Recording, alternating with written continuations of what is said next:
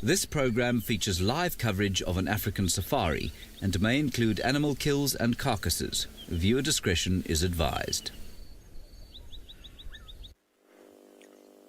Good afternoon and welcome to the Sunset Safari, where we'll be dedicating the first 45 minutes of the show to all the wonderful children from across the globe. So please remember to send your questions through to kidsquestions@wildearth.tv. And the rest of you, if you want to send them on through already, that's fine. Hopefully we'll get to your questions a little bit later. But we are sitting at Pridelands at Leopard Dam, which is very productive. My name is Taylor McCurdy, and on camera with me today is Gert. And we just had some elephants that were swimming, but they couldn't wait to get out of the pool this afternoon. They weren't wanting to stick around for the show, but I'm sure we'll catch up with them later. And there's another big elephant that we're going to go and find as well this afternoon. But there is one animal that stuck around at Leopard Dam, and that is an Egyptian goose. Look at it. Just standing on the smallest log in the middle of the dam. And I think that's quite a clever spot to sit. When you're out in the middle of the water like that, you have very few things that might want to try and eat you. But maybe there's a crocodile lurking in the murky water, so it better be careful. And there are also lots of big birds of prey that fly around in this area, so it's still got to be quite careful. But it just means that there are no cats, no lions, no leopards, no serval, African wildcat or caracal that'll be able to catch it out there, because they don't really like to get wet. But it's having an afternoon snooze, a little siesta. And I wonder where its mate is, because they normally live in pairs. And every time we have come to this dam, we see two of them. Maybe the other one's had enough sun for the afternoon and has gone back into the shade. But we're here at Leopard Dam for a number of reasons, not just for this Egyptian goose. Like I said, the elephants like to come down here. This morning we had a glimpse of a lioness that was chasing around some giraffe and zebra. So hopefully she's still lying up somewhere. We will have a quick look around for her. And then there was a really big elephant that came down and had a drink at the dam. And I want to try and catch up with him. So what we're going to do is we're actually going to turn around and we're going to head towards the big open plains that we've spent many mornings at. Because I think that a really big, famous elephant bull was headed in that direction. So what we will do, we are going to head in that direction. But Tswalu is also on drive this afternoon, and it sounds like she's found something else that's grey and quite large.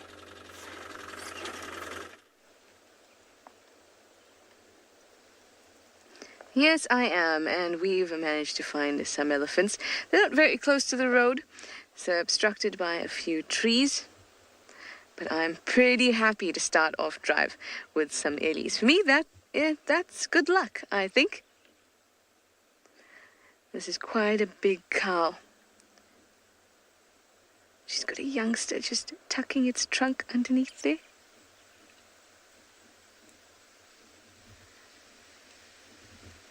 Gorgeous.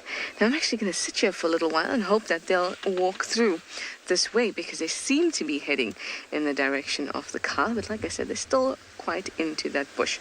Hopefully they will move this way. You can see it's still windy, guys. It's very warm out here in Djuma at 30 degrees Celsius, 86 degrees Fahrenheit. So lots of the predators will be lying up in bits of shade. So it means that BK and I have got to have extra sharp eyes this afternoon and check out all those shady spots. And the elephants, they'll be looking for bits of water and possibly spending some time in the Mulwati too. Stunning. Hello everyone, it's me, this is my face, it's Tswalu, and I've got BK on camera this afternoon, and he's now laughing behind the camera because he forgot to show you my face. But the elephants were just so lovely, and they're starting to walk in our direction.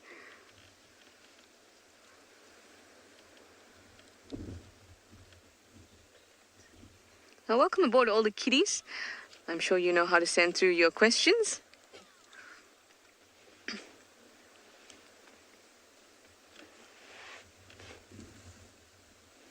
Hi, Jasper. You're 7 years old from England. You'd like to know, well, how long does an elephant live for?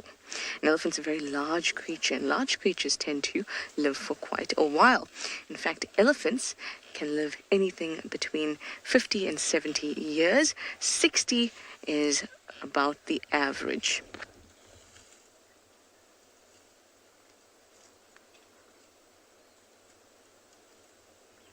They're very big. They have large social networks and families. And the more experience they have, the better survival they actually have.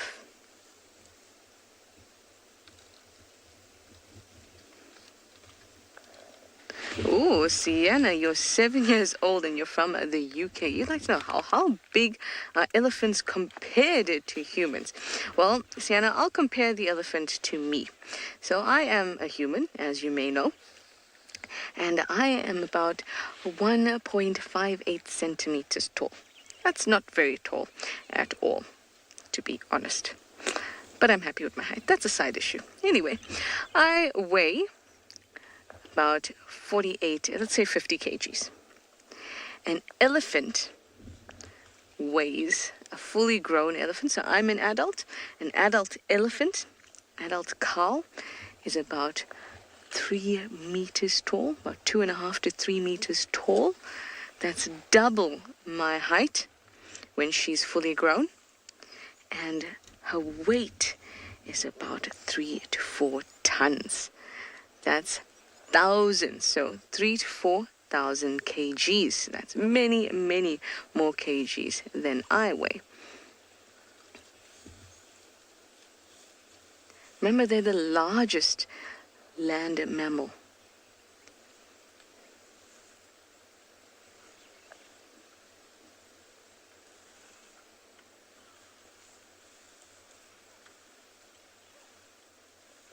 Can you see they're all flapping their ears? Now that's going to help them keep cool. When I was little, and I'm sure lots of children around the world, think that when the elephants flap their ears like this, that they're actually a little bit angry. And sometimes it can make you a little scared. And I remember the first time I'd seen an elephant and it was flapping its ears like that, and I was very scared. But in fact, all they're doing is trying to cool themselves down. Now, if you had big old ears like that and you started to flap them, don't you think you'd get a nice breeze going? You may look a little bit odd, but you'd definitely be cooler. And they have really thick and big veins and blood vessels on that ear. And all the blood moves through the ear in about 20 minutes, so the blood can get cooled down and then go through the rest of the body.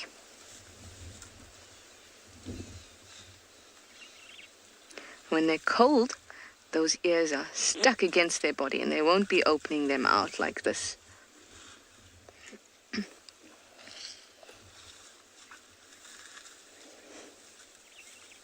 Hi, Robin, you're 7 years old and from the UK. You'd like to know, why does an elephant have such a long trunk? Well, a trunk is something that's very unique to an elephant. So what is a trunk? A trunk is your nose. So if you put your one finger on your nose and the other finger on your top lip and push them together, and then you will sound a little funny like I do right now. And that is a trunk. So they breathe through it, and it also makes their upper lip. Now, this elephant that's closest to us here is going to show us why it's important to have a trunk that is long. If it was short, it would still work, but it would work better if it were long, because that means it can reach the top of trees, it can pluck fruit, it can pluck all the juicy leaves, just like this.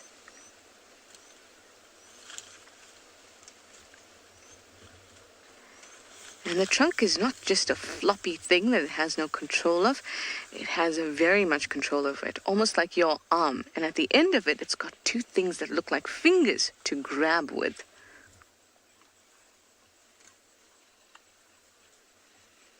Max, you'd like to know how much food does an elephant eat in a day? An elephant can eat anything from about 150 kgs to 300 kgs of food. That is a lot. That's why whenever we see them, they're always eating, always feeding.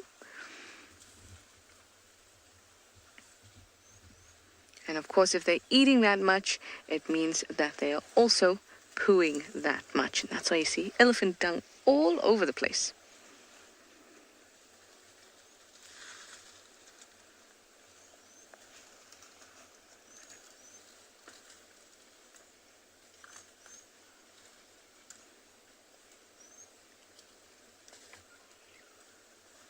Aren't they just very peaceful? I love spending time with them.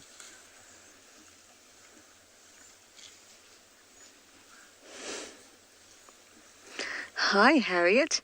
You're 4 years old and you'd like to know, why are elephants grey? Now, I don't know why they're grey, but we must think about it. Grey seems to be a really good color in the bush. Now, if we look at the branches on the large trees, I know when we draw trees in our coloring books, we always color in those branches brown. But most branches of trees out here are grey. So if you're an elephant and you're a very large creature, and you can be seen very obviously if, say, you were yellow, wouldn't it be really nice to be a color that matches your environment?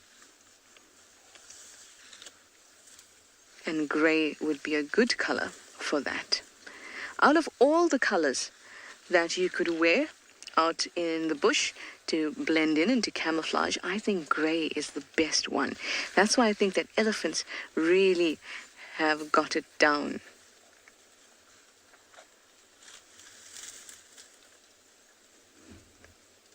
It's very difficult to see them. If they're far away and there's branches up, all grey, it's very difficult to see them.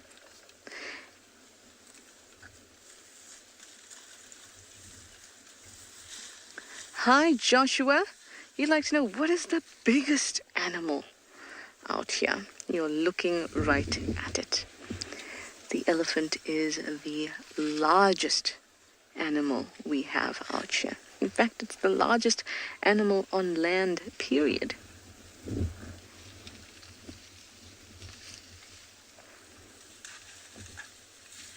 I think they are spectacular animals. I'm going to reverse a little bit so we can just have a look at these guys here.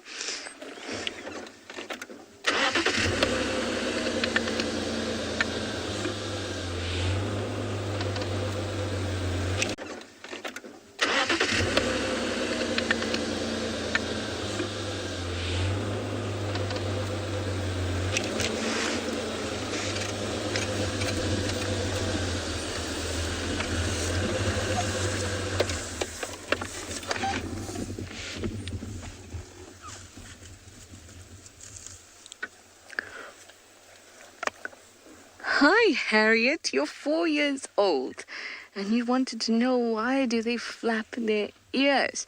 Now, I know that they do look like wings sometimes, Harriet.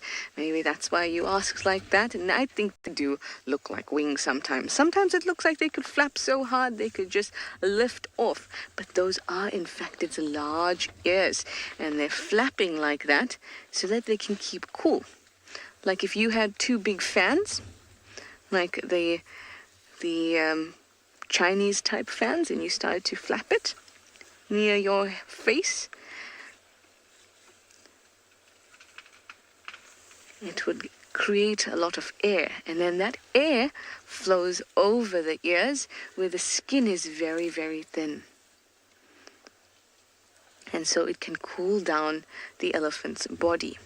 Now, your ears also have very thin skin on them. That's why when you stand out in the sun, they get very warm. And when you're in the cold, they get very cold. And if you warm your ears up, it can warm you up as well. Because the skin is so thin that it's easy for the blood that's underneath to get warm or to cool down quickly, depending on what the elephant does. So when it's hot, we can do a few things. We can change our behavior. We can decide to move away from the sun and into a spot of shade. We can do things like take off our jacket if we're too hot. Or we can sweat. That's a physiological thing, but elephants can't do that, so they have to use their ears to keep nice and cool. All right, Steve is also out on Djuma, so let's go over to say good afternoon, and I'm going to stick around with these Ellies.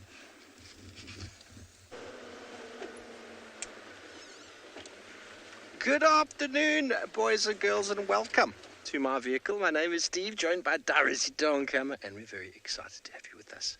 As I'm sure Trish has told you, please send through any questions that you have to kidsquestions@wildearth.tv. We'd love to answer them. Now, we're out at about, Darby, I don't know if it's going to move, but exactly at your 9, oopsie, it was a daker. They're almost impossible to get on camera, dakers.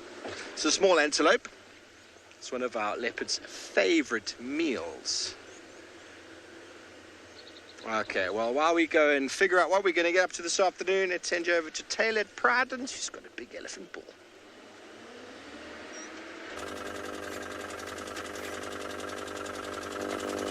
Look at who we've got here. I just want to give this beautiful big elephant some space, because we haven't really got much road on either side of us. It's quite thick, sorry everybody. So I'm just trying to reverse through this drainage line that I'm going through. It's like a little dip. And then we'll sit on top over here and watch him come towards us. How does that sound? And then I shall probably reverse again and give him some more space. There's not really enough place for him to pass us, or for me to pull off the road very nicely, like I'd want to pull off the road. So it should open up sooner or later. But this is Ezulwini.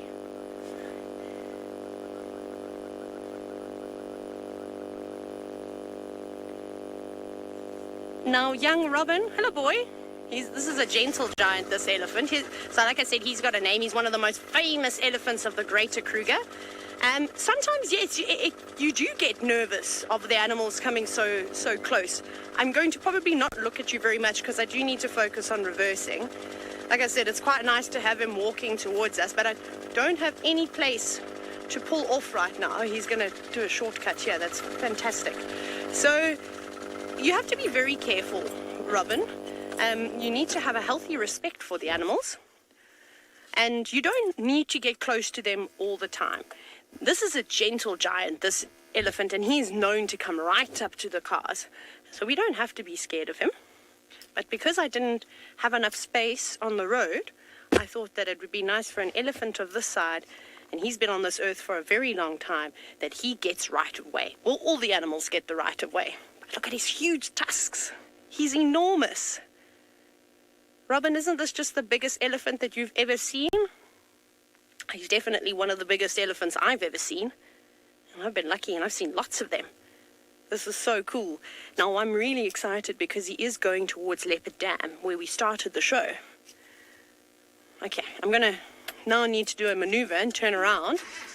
There's also these flies that are buzzing in my ears. Actually, they're not flies, they're little bees. So I'm going to turn around here. I think I can sneak in and then we'll get a view of him again. We'll go back onto the road. We'll play catch-up. Never have I ever played catch-up with a big elephant like this. This is really cool. Okay, let me go back onto the road. Sorry, Kat, we're doing lots of maneuvers today, but it's very much worth it. We'll get such a nice view of him now. So, I don't actually know if we've ever seen a big elephant like this before.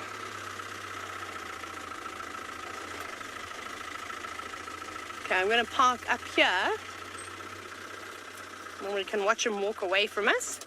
Even the rear end of an elephant can be quite impressive at times. Chelsea, elephants like to eat lots of different plants. So at the moment, they're not really eating too much grass because it's all yellow and it doesn't taste as nice as it did when it was green. It also doesn't have as many nutrients in it anymore. So they're kind of moving away from grass now. But elephants do eat a lot of it, and they're eating lots of leaves. They eat fruit.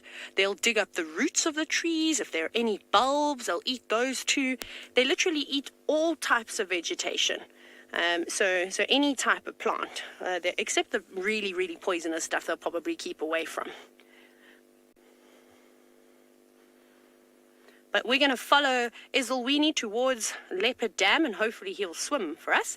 Off you go across to Ngala, and Sean has got some hyena.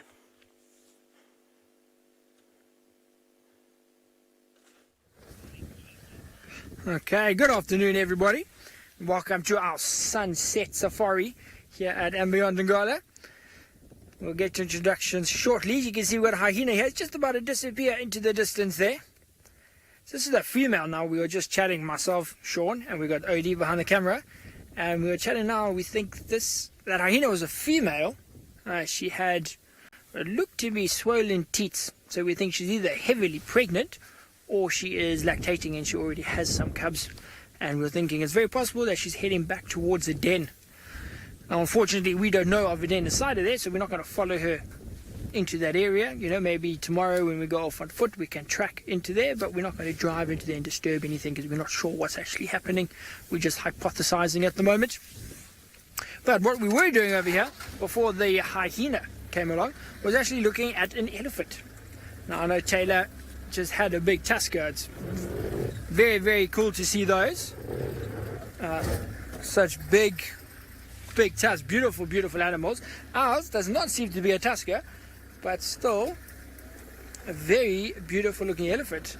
Just going to see if we can find him.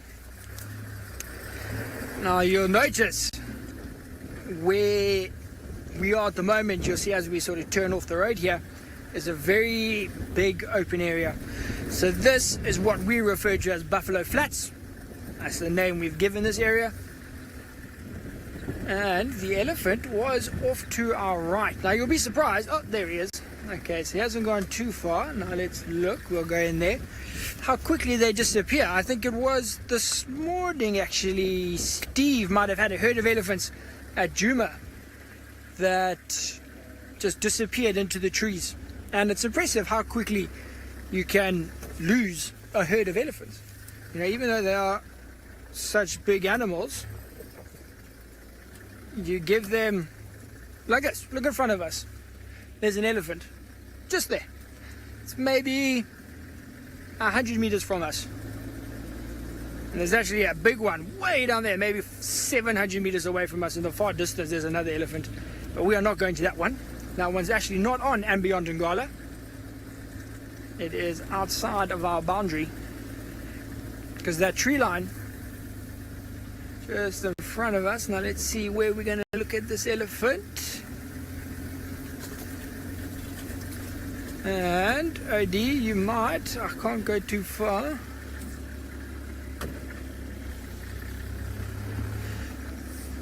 Okay, Rory, 7-year-old Rory wants to know what animals hunt elephants. Now Rory, very few animals hunt elephants. You'll see now, you look at this elephant right here. OD, can you get him there? Rory, look how big it is. A very big animal. And one sort of that size, even a pride of lions will struggle to bring down an elephant of that sort of size. It's also got very thick skin. We're going to wait here. I think the elephant's going to move into the open now. Actually, we're going to go forward. So, Rory, I have heard of a few situations. Let's say maybe 3 situations, Rory, where a pride of lions have taken down a young elephant. I know one happened, I think it was up in Botswana, where a pride of 32 or 34 lions took down a young male elephant, slightly smaller than this one. I watched it on one of David Attenborough's documentaries. So Rory, a very big pride of lions. The only thing that would take down an elephant. You must also remember, very thick skin. On this elephant, sometimes his skin can be up to 3-4 centimeters thick. So you got to have a very powerful jaws to break through the skin, which is that thick. So generally, even if an elephant dies, let's say of old age, lions will struggle to break into the actual carcass. You'll most likely find hyenas will come first, and they will rip open the carcass because they've got very strong jaws, and then lions will come and take over and eat from there. If you were watching Rowan's Drive yesterday, we were watching those vultures eating the impala, and he also got a similar question. The vultures are not strong enough, and they'll wait for another animal to come in, and then they'll scavenge. So the same thing will happen with an elephant. But beautiful animals, very majestic, the elephants, very quiet, very methodical. Everything's very purposeful. You can see where it's going. Look inside all of those trees. Plenty food for that elephant, plenty shade.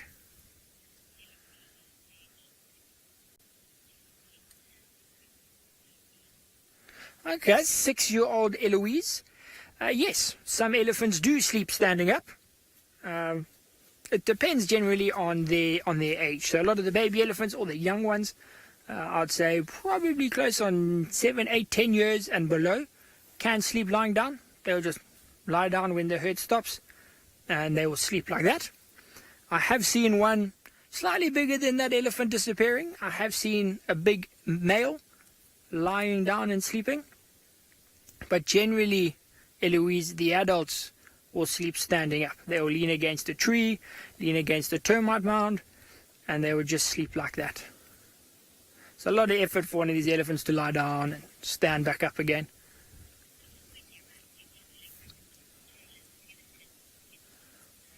So you can see this guy, fantastic little view of him, but now he's gone into those trees, crossing out of andBeyond Ngala. So while we watch him disappear, we are going to send you back across towards Taylor with her big elephant that is now in the water. That's exactly what we're doing, and our elephant is not ready to have a snooze just yet. But Ezulwini has decided that he needs to cool off. Honestly, I don't think I've ever seen such a big tusker, because that's what we would call this elephant, with very large tusks, a tusker. I don't think I've ever seen a fellow of his size swimming before. This is amazing. He's also having a drink. Look at him as he just pushes on into the water. This is fantastic. I hope he stays there and doesn't go too much deeper, because we have a tree in front of us, which means we'll have to reposition. But this is still a gorgeous view. Now, I hope that you are all taking lovely screenshots of this moment. Remember to share them, #WildEarth.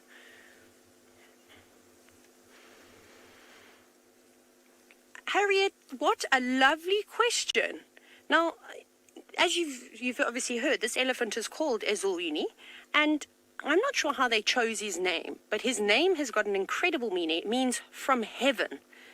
And he is, honestly, he's a lovely boy. He's got an incredible nature. There are many articles that have been written about this elephant in the Greater Kruger National Park.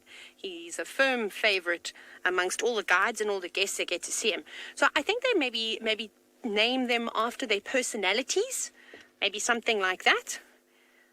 That's how I would name him. And if an elephant could be perfect, I think that Ezulwini is close to being perfect.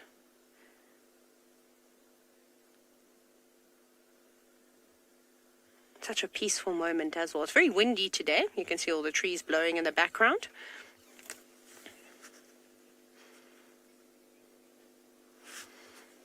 Lara, now it's quite difficult to see where the elephant's heart is located, but it's in the inside, sort of between their shoulders somewhere in between. Maybe we can find a diagram on the internet and I can show you that way.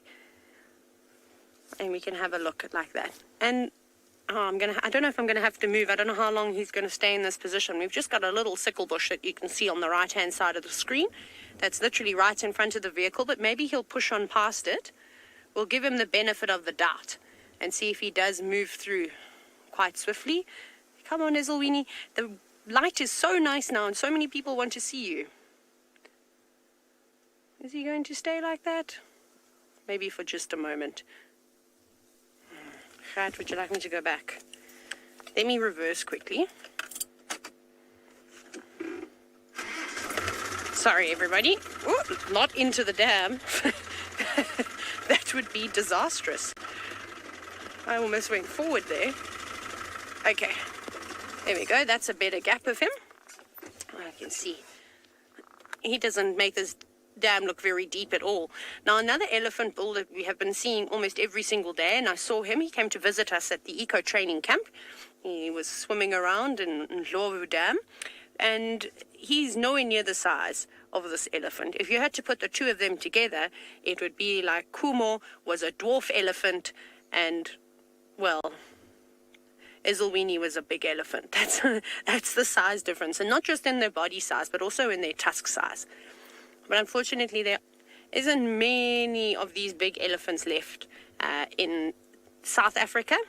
If you go up to East Africa and to Tanzania and Kenya, you can still see some big tuskers too, and there are a few more roaming around in the Kruger National Park in this big ecosystem. But this fella, he walks a fair few kilometers and moves around all the time. And I've just heard so much about him and seen so many pictures, so it's really nice to finally meet him. I'm sure it would be amazing to actually see him swimming. So he's just standing at the moment. So that water must be about a meter, just meters or so deep, so not very deep. It'll probably come up to my waist. Maybe even a little bit more than that. But it was really cool to see. The pictures of him don't do him justice until you see him in person, to see how his tusks almost touch the ground. He looks like he's just blowing bubbles now. No, your trunk is just above the water.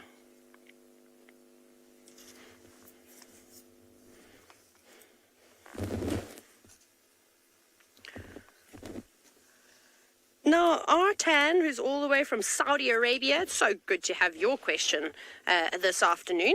The tusks of an elephant can get exceptionally large, and I think that this elephant's tusks must be 2 meters or more, maybe even a little bit more, because you actually can't see all the tusk. There's a lot of it that's, you see where the folds of skin meet the base of the tusks, there's still quite a bit of tusk all the way up into the what would be the trunk.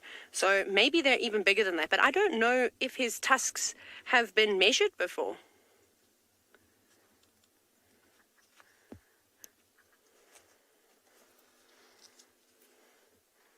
There he is, stretching his trunk out. He's not really drinking much though. He's kind of just stirring the water around at the moment. He's smelling the air. It must be so refreshing. So elephants really need water to help cool themselves down. And there's been so many studies done on elephants. And once that area reaches a certain temperature, they actually rely on water cooling themselves down. So I think it is in sort of South Africa, an average elephant needs about 20 liters or so every day to cool himself with water. So not only are they drinking over 100 liters of water a day, some of that water has got to be splashed on their bodies. And then when you head up to places like Namibia, where it's much hotter, their elephants will have to splash about over 100 liters of water all over their bodies to help with the evaporation, so to help with the cooling system, which is quite cool. But we're not going to go anywhere. We're going to sit with this big elephant and see if he does swim for us. Off you go to Trishala to see what she's up to.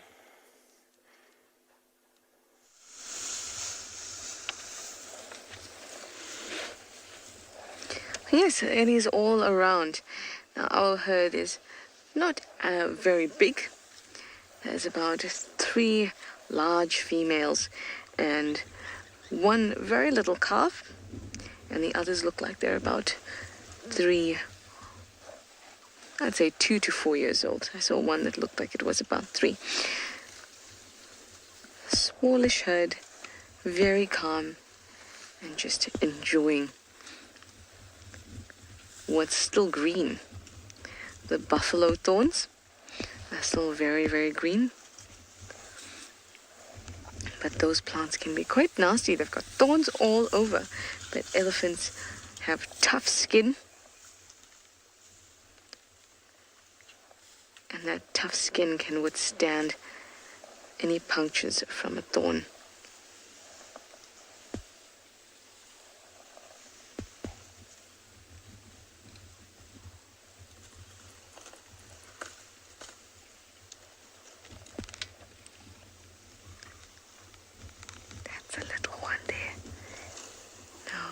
it's a buffalo thorn that's near it. And it's absolutely fine. I've been caught in a buffalo thorn before, and it's very painful, and I really didn't like it, and I needed help to get out of it because the thorns were poking me all over the place, and they have hooked thorns too.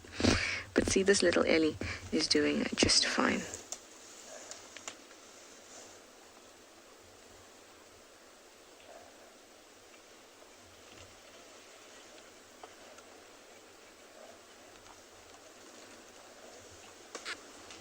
They look like they're heading towards the dam, Vuyatela Dam. I'm sure in about 20 minutes or so, they'll be down that side. So as you learned earlier, elephants love water. They love to splash themselves, especially when it's hot like this.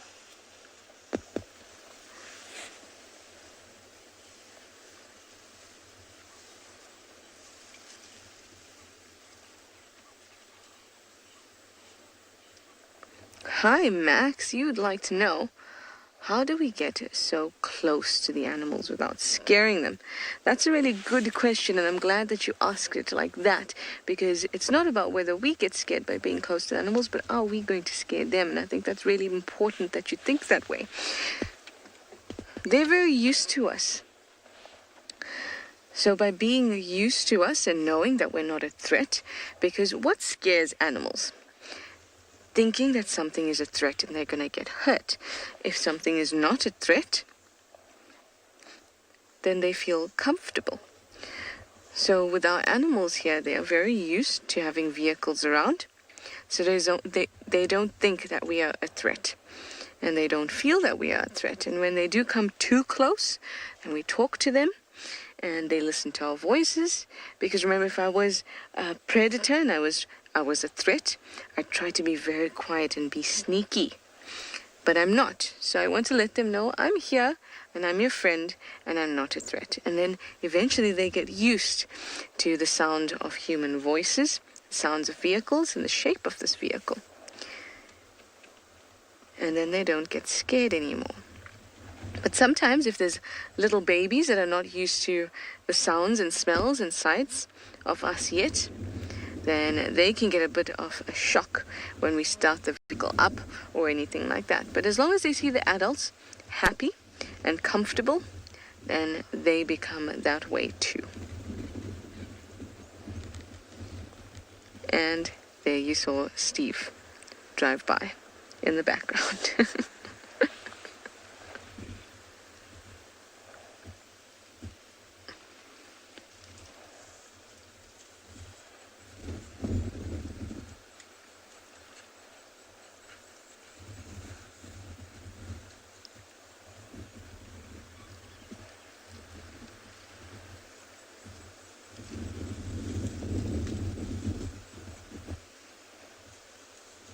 I think I might come back towards some of the watering holes a little bit later, and hopefully I'll find some elephants. But I'm going to go to a very big watering hole now. It's called Chitwa, and I'll see you when I'm there. But I'm going to send you back over to Taylor and her tusker in the water.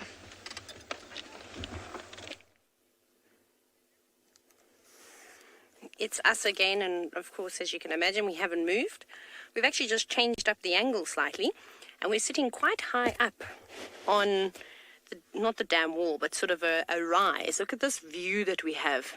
And it's actually a very pretty angle with the knobthorn and all the buffalo weaver nests and the elephants and all the green trees and plants surrounding the dam. You can also see how much greener it is when the trees are closer to water. And then you've also seen how dry it is as soon as we move away. I just think it's lovely that all the other elephants have decided to give this giant lots of space.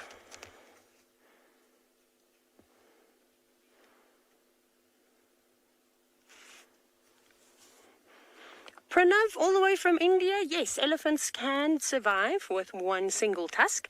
There's even, and it's quite common with female elephants in South Africa, to have no tusks at all. Now, it wouldn't be great for them to not have any tusks, because they use those in sizes for, well, they obviously are teeth, but they use them in a different way that we use our teeth, or that elephants use their molars. So remember, they in this environment, especially up here in the Greater Kruger region, where our winters are very, very dry and we get almost no rain. Sometimes we get the odd splash, the odd drizzle. But then elephants' diet has to change, and a lot of it requires them to use their tusks to strip bark from trees or to loosen roots. And then, of course, elephants will also dig for water, and they struggle to do that just with their feet and their trunks. They'll often use their tusks and dig them down into the sand and loosen it up, and then they'll scoop it out with their trunk and throw that sort of sand away. So tusks are very important for elephants, and for a male elephant, very much so for fighting. So one single tusk for a male elephant, maybe he could be more dangerous. It's like he's using a sword. And you sort of one very sharp point, but he'll be able to survive. And I think a male elephant with no tusks, I don't think he'd be a particularly good breeding bull, because I don't think he'd be able to hold himself in a fight, but he'd still be able to survive. So it just might mean that he wouldn't have many children running around, because the other bigger, stronger bulls with tusks will probably beat him up a little bit, but he'll definitely still be able to survive. And it's been proven. We see, like I said, elephants with one tusk or no tusks or broken tusks fairly often. It seems as though I need to reposition just a little bit. I think if I go forward... Sorry, he's playing this game of hide and seek. I'm going to hopefully try not drive over anything in front of my car. Is that a bit better? There we go. Sorry again for all the moving around, but of course when the animals move, so do we. It almost looks like that branch is touching his back, but that's just an optical illusion. That tree is much closer to us, and the elephant is a few meters behind it. He's just enjoying himself. He's just having the best time. And you saw he was all by himself. He's not worried about having any friends by his side. Although I'm sure he gets lots of young elephants following him. Now, Max, there are lots and lots of animals that are endangered or vulnerable in South Africa, where, elephants are definitely one of them. Then there's vultures. We were looking at vultures this morning. Then African wild dogs, pangolin, which you were lucky enough to see at Tswalu the other day. Oh my goodness, rhinos. I can go on and on and on. I don't know exactly how many numbers off the top of my head, but maybe someone can help me and they can figure it out. Maybe they can jump onto Google and find out how many endangered creatures we have, because it's not just the big animals either. There's probably some types of rats and mice, or even some frog species, like I think it's a western leopard toad I know is endangered. There's a whole bunch of different things, some butterflies and all sorts of other insects that are probably endangered too. So I bet it's going to be quite a high number, which does make me a little bit sad to say that. He's coming out slowly. Looks like it's got a little bit deeper where he walked. I like that, the look that he's got there. It's like he's wearing a mask now, where the water has gone over his trunk. So I think he's going to come out exactly where we parked. It's actually, you see how deep it was. I mean, he's obviously an enormous elephant. Maybe for some of those younger bulls we've seen, the water would have come almost halfway across their bodies. He doesn't want to have a proper swim, though. He's quite happy just to have a quick dip in the pool. Wow. There are apparently, thank you very much for this, 281 species of animals in South Africa that are endangered. That is a very, very sad thing. I'm going to try and roll forward for you, Kat. No, go, go, go. How's that, Kat? Better? Still got a few branches behind it, but I think it is better than what it was.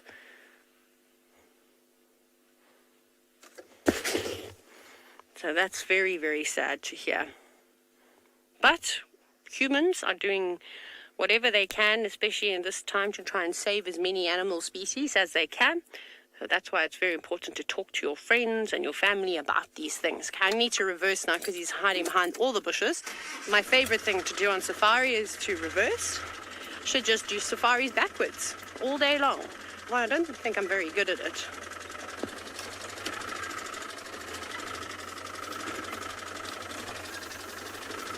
Ooh. So Todd has a very good question. He's from St. Ronan's School. We're going to get a lovely view of this elephant now. And you've asked, what is the best way to help with conservation? You know, the best thing you can do without having to give any money at all is just to talk about the problems and educate people that way and acknowledge that there are problems and what are we going to do to fix them. Especially all the young minds, all of you watching, you need to start thinking of how are we going to preserve wildlife and save it, because your ideas will be new and fresh, and obviously there are scientists all over the world trying to figure these kinds of things out, and then maybe think of going into a career like zoology or wildlife conservation or becoming a marine biologist. You know, those are very important careers to look at. Not everybody has to be a doctor and a lawyer. And I think sometimes people forget about the wildlife. But hopefully all of you are watching are inspired by all of us as safari guides, because it's one of the coolest jobs in the world. I mean, I get to hang out with Ezulwini. How awesome is that? On this Thursday afternoon. I say that and I hope that it's Thursday because I never know what day of the week it is. Oh, he's stretching up. That leadwood tree doesn't look very big. With him standing next to it. You can actually see where all the other elephants have rubbed up against the trees. Can you see, especially the one on the right-hand side? There's some mud. And if he were to go and rub up there, his head is going to be much higher, and his shoulders are going to be much higher than that. It just goes to show how lucky we are to see him. He does pop around every now and then, but he doesn't live here permanently. He's a roamer. He just roams around wherever he pleases.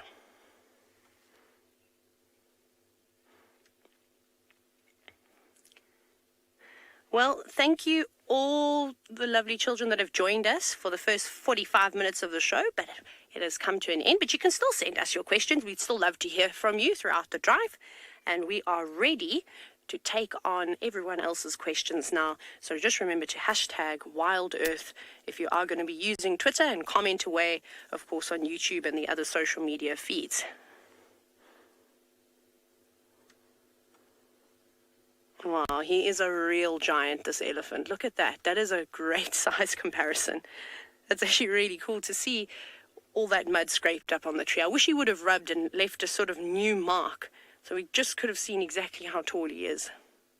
Oh, there he goes. Nice waterline as he's put his trousers on. And off he goes. I'd love to hear from you. I'm not sure if this is the biggest tusker that we've ever seen on WildEarth before. Perhaps you can let us know. We can, yay or nay on Twitter or any of those things. Like I said, hashtag WildEarth. I'm going to just drive forward a little bit, and then I'm going to probably just move out a little bit, and I'll tell you why. I know we've had an amazing sighting and we want to spend all day with this elephant, but there are students that are doing their assessment drives now to become an apprenticeship field guide, and I think this is a great opportunity again for them to see a big tusker like this and to tell their guests all about this elephant, and then hopefully, like I would always say, this is the next generation of safari guides that are being trained at the moment and doing their assessments. And I have just heard another vehicle coming around the dam, so I don't want to hog this amazing sighting before he disappears. Here we go. This will be our last view. Wow, Nadia, that's fantastic that you and your sister want to become wildlife vets. That's also what I always wanted to do. So you definitely should do that. And yes, you will be helping conservation. Man, there are some incredible things that you can do, like relocation of elephants, and the same thing goes with wild dogs and lions. There's so much of that being done at the moment. Can you imagine flying in a small aeroplane with a couple of lionesses or a pack of wild dogs and dropping them off and spreading the genetics? That's really cool. So Nadia, I'll remember your name. And in a couple years' time, if I meet or I hear of a Nadia that's a wildlife vet, then I know that it is you and that you've been watching WildEarth. Well, that's good to know. But I think we're going to say goodbye to this elephant and we're going to carry on. Like I said, he's moving into a much thicker area now. But what a fantastic sight. And I hope that he spends a few more days on Pridelands. Right, off you go back to Djuma and to Steve, who seems to be playing around in a riverbed.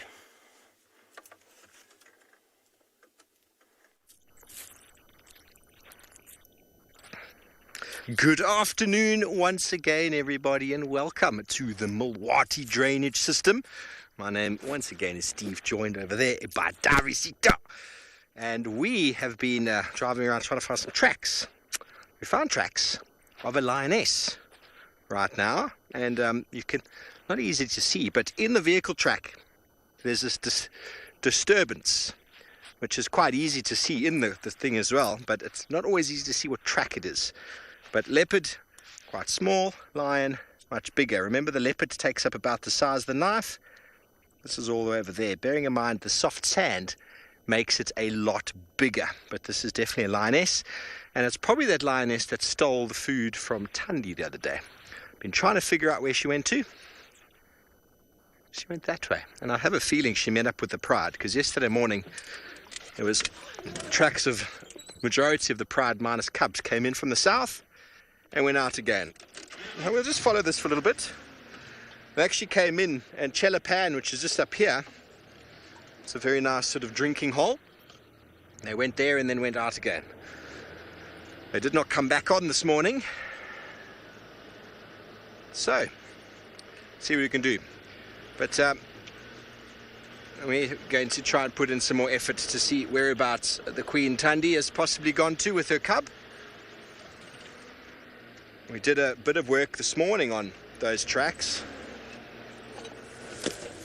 but we weren't able to find anything fresh from yesterday. But there's one more road I'd like to check. The purpose of tracking a leopardess in an area like that is that she will leave her cub and she will move out, or she'll take her cub out. So by driving around that block, you disturb the ground, you destroy whatever tracks are there, and then if she does come out and you know when you were there, there's a much better chance of you finding them. So repetition in the search is quite important. And there's this drainage system on our right here that Thandi denned in. I think she denned the last litter. I think this one as well that she just had was also done here. But just along this drainage system is a very popular area for her. She was born in one of these systems here, and majority of her cubs have been born here as well. So she knows it's a successful place, and so she often goes back to it. Okay, so we've checked this morning. Well, we did check this morning, didn't we, Darby? I think so. Oh, we did. We definitely did. And there was nothing coming out. So if we find tracks on top of our vehicle, if it's Thandi going out and back in again, well, that is exactly what you're looking for. That's the signs you look for when the leopard's on a kill. They've got to go and drink at some point. And if they go to hunt, they've got to come back to the cub at some point. So these are sort of things that we look for. And at the same time, listening. Just the other day, 2 days ago, we had alarm calls over here while we were looking in this exact spot. And the alarm calls revealed Mulwati, the big male leopard, who just bolted across the road in front of us here.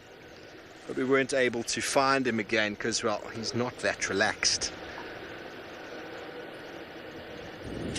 But we're also looking to capture a little nugget of Thandi's cub's poo, because by collecting it and handing it into Panthera, the research group, they're able to do DNA tests and tell us who the dad is. So we're excited to do that. Anyway, I won't be getting too close to the poo, but Trishala is getting close to watering holes. Let's see if she's found any animals.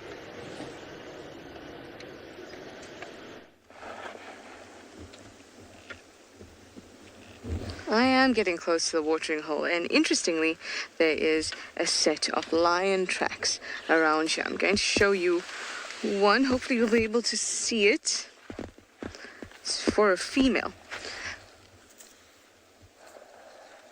There's one. They're not terribly fresh.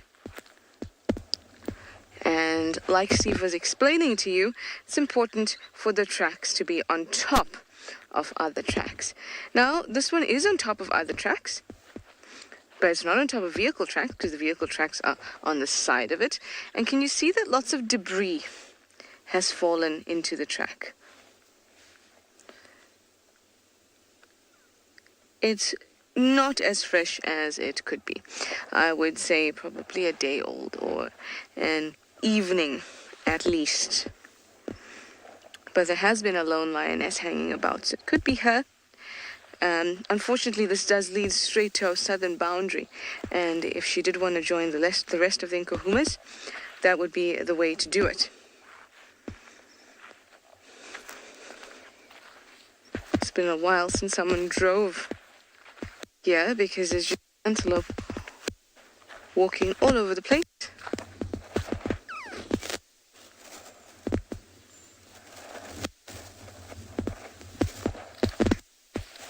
See, yeah. These tracks are not fresh. Oh well. Well, I'm here at Twin Dams now, so I'm going to go pop up onto the dam wall and we see what we can see there. And then I'm still trying to make my way to Chit, where I just get sidetracked by elephants and tracks. Did you see what I did there? Sidetracked by tracks. I know, you to see VK laughed.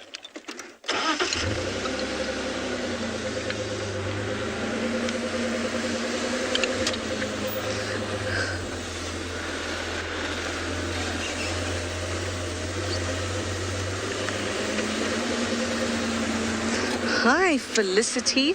You'd like to know how many different types of lions are there?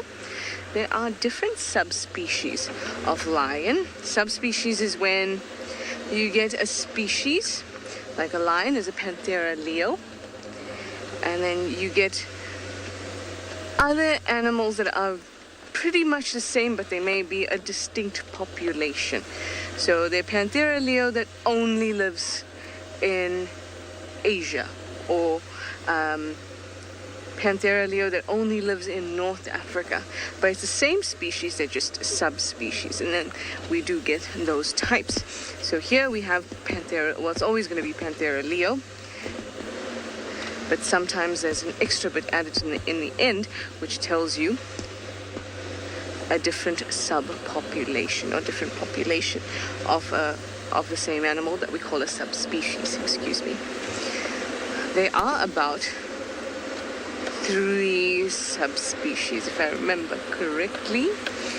And there were subspecies that are now extinct as well.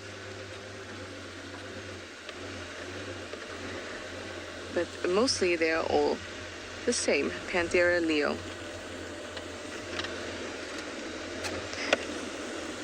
Now, if you may have heard about a mountain lion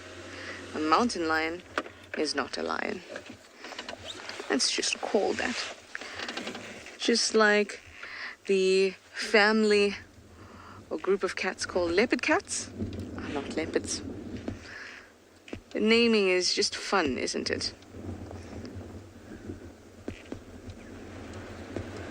Oh, it's windy. Very, very windy and not much going on here at Treehouse Dam. Let's head out to Chitwa. That was my original plan, and that's what I felt good about, and I think it's actually a good time to head to Chitwa as well.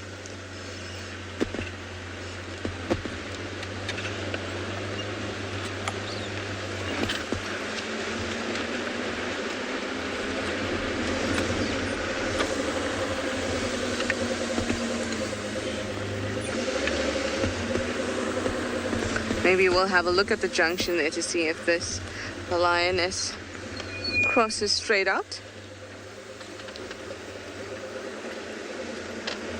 Oh, never mind. We're not going to be able to see that because I still can see old tracks of when the whole pride crossed in and out. So it's going to be difficult to tell. Like I said, those tracks were not were not very fresh, unfortunately.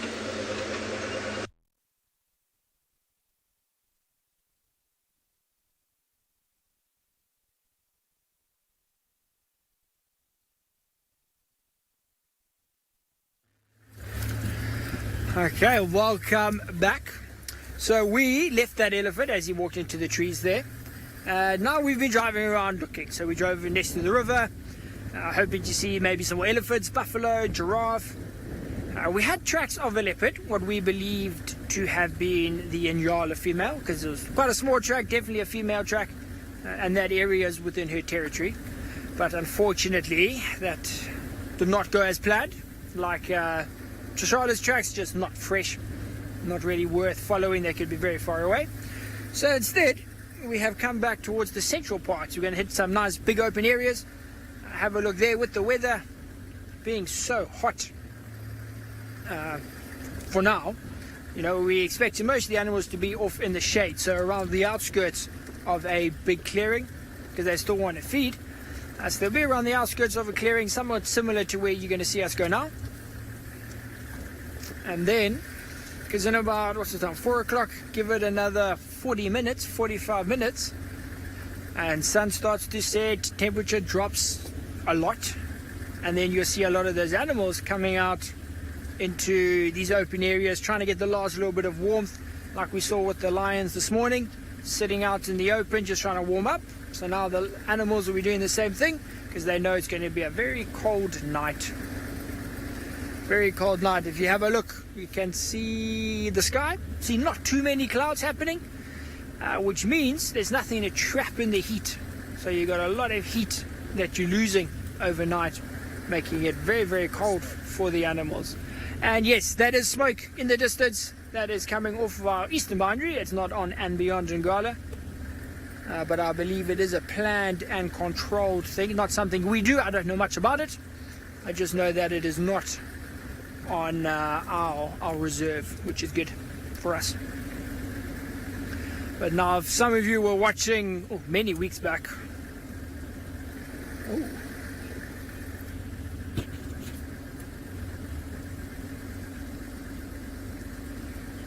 okay, so we've got a question from Drifter. Now, Drifter wants to know, I think I have this correctly, if the same animal species react similarly in different weather systems. So it's I don't know if I understand the question. So Drifter, lions here at andBeyond in Ngala will go through very similar, obviously, weather patterns to, say, the lions at Djuma or the lions at Tswalu. And any lions in South Africa will have very similar weather. You might then have a difference in reactions between lions here and, let's say, lions in a reserve in maybe Tanzania or sort of Ethiopia or Kenya, where they might get, or India even, yes, where they've got very different climates. Like, let's say India and South Africa, very, very different weather climates. So the animals, I would imagine they react differently.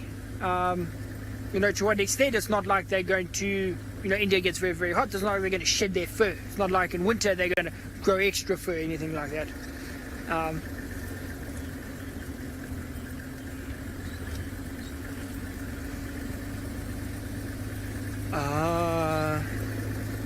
Okay, that makes sense. Okay, so now we've been redefined on that question, Drifter. So we're going to use the elephants as an example. So we've got African elephants and you've got the Asian elephants.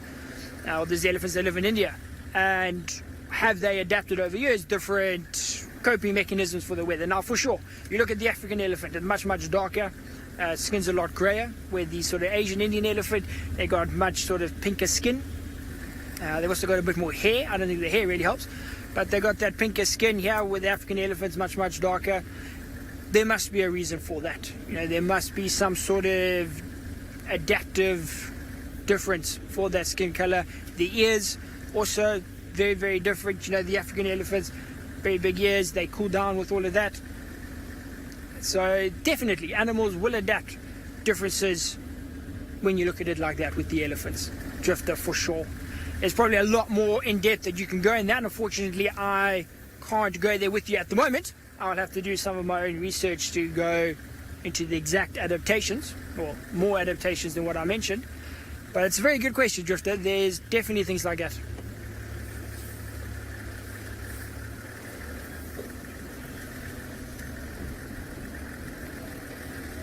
So Robin, who's 7 years old, lions have such a big mane, even though they live in such a hot area. They have that big mane for two reasons. To one, attract females. You know, a big mane makes the lion look very big, very strong, very dominating. So it makes it a bit easier to attract females who are looking for that. And it also can help in a fight. It provides a lot of protection around the neck area, around the throat and the back of the neck, which will protect the lion in a fight. It's also very close around the face. So, Robin, it's more for those reasons, not for, keeping him warm or something like that. It's a defensive thing and a look thing, make him look impressive for the females. That's why you'll see Rowan's growing his hair nice and long, trying to attract himself a female. Oh, okay. So what we're going to do, we're going to carry on down here. You can see very thick here, good for elephants, buffalo, hopefully a leopard. While we search here, we'll send you across to Taylor, who's got some very tall animals.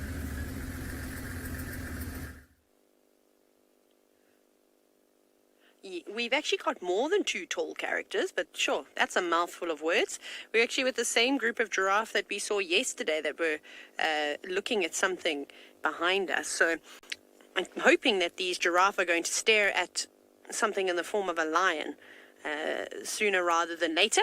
While we were sitting with that ginormous elephant at Leopard Dam, a lioness snuck behind our vehicle and disappeared. We knew she was in the area. Obviously, we mentioned that. She was laying up under the tamboti trees. But now she's come in the direction of these giraffes. So we thought we'd sit on this side and just have a scan around and see if we can see anything. Because there's not just the giraffe here. There's also some zebra, there are warthogs and impala. They're all eating up in this area. So it doesn't look very open right now because we've parked right in front of all the trees. But this is actually perfect hunting ground for a lion. And it's the perfect weather too. It's quite windy, and I think she's, just by looking at the direction that the wind is blowing the leaves, it looks like she's downwind of all the animals, which is good. So she could have a good opportunity. And it's interesting. It's just a young lioness that sort of lives on her own. We're not sure if she has got cubs. We're not sure why she lives on her own. It's quite bizarre. But let me reposition very quickly. Let's go on forward. Hornbill, are you going to sit there? I'd like to look at this hornbill. If it stays... see. That's an even worse view. Let me go. No, he's not staying. Okay, fine, hornbill. We'll look at something else, no problem. So basically, we go down into a seep line, and there's this huge eroded drainage line here.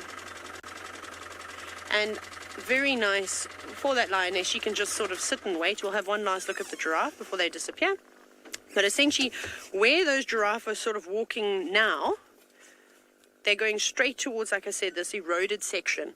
And she can just sit and wait. And I saw it in Zambia quite a few times where the leopards there and the lions had actually used these natural depressions where water once powered through them.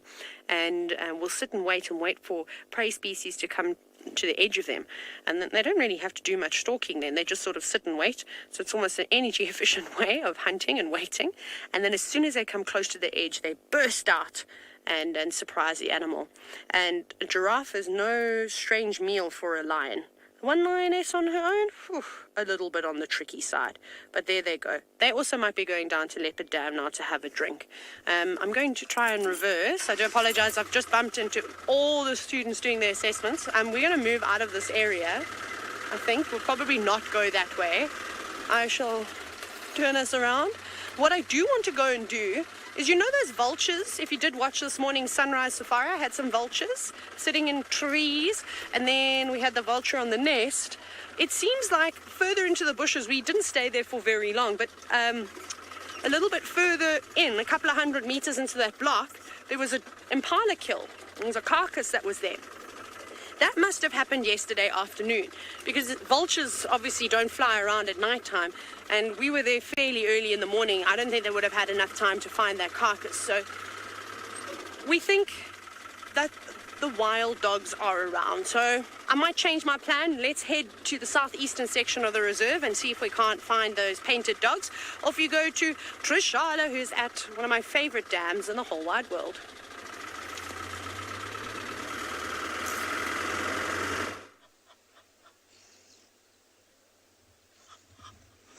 Isn't it beautiful here at Chitwa Taylor? It certainly is. I hope that you do get excited because I have a good feeling for you and your wild dogs.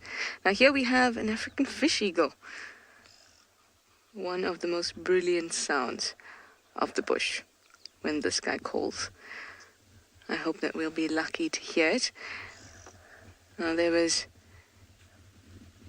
no hippos in sight when we arrived, and this fish eagle was dipping its feet in the water, and then a hippo popped its head up, and the fish eagle flew into the tree just a few seconds before you guys came to me. So I told the fish eagle, on all of your behalf of course, that we would have loved to have seen you relaxing and taking a dip.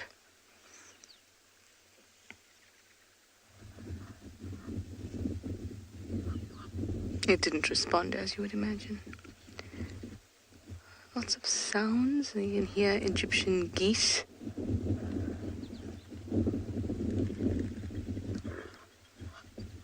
Ooh, that was a hippo.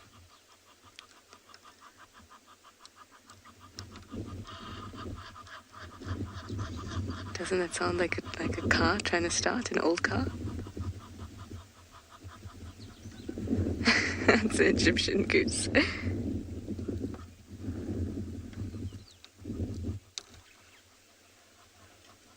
Hi, Grace. You'd like to know if a fish eagle is the same as a bald eagle.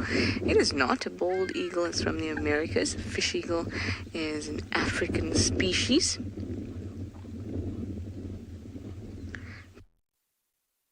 But, of course, they get many different types of eagles. I know that it kind of looks a little... Imagine why you would think so.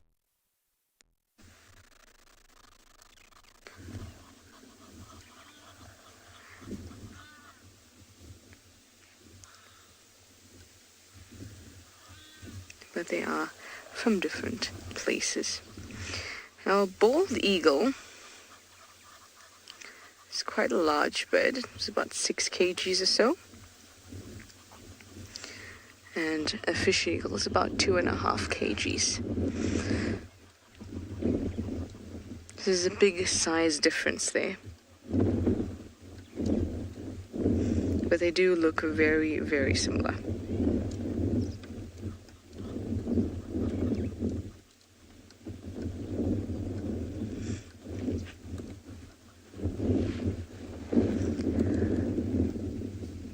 We call these groups of birds, eagles, accipiters. And they do fall into the same group. In fact, I think they're the same genus. Haliatus, I think they are.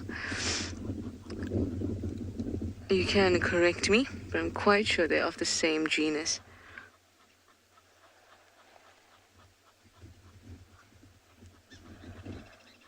Hi, Bailey. You have asked me a question that I can talk about for hours. You would like to know if all birds have evolved from the pterodactyl. Bailey, strap yourself in.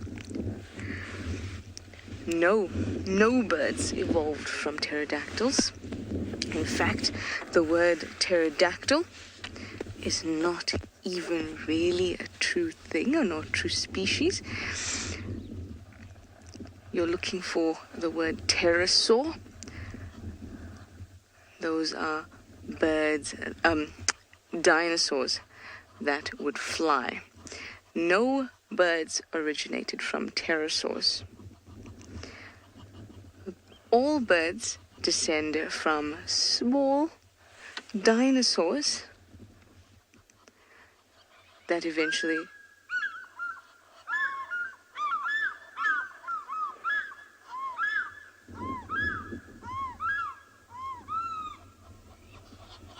Oh, we're so lucky. Here comes its buddy. Oh. Oh. That could be the beginning of a new generation right there. Fish eagles mating. It's been bird mating a lot these days. But back to the question, all birds originate from small dinosaurs. And because of the way that naming works and taxonomy works, that's the way that we categorize animals, animals have to be put into the same category as their direct ancestors. So technically, birds are dinosaurs. And there's many things about birds, characteristics about birds that are almost identical to dinosaurs.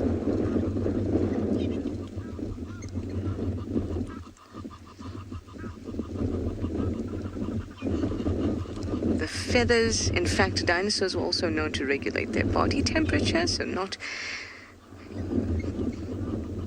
reptiles in this, or not cold-blooded in the sense that reptiles are.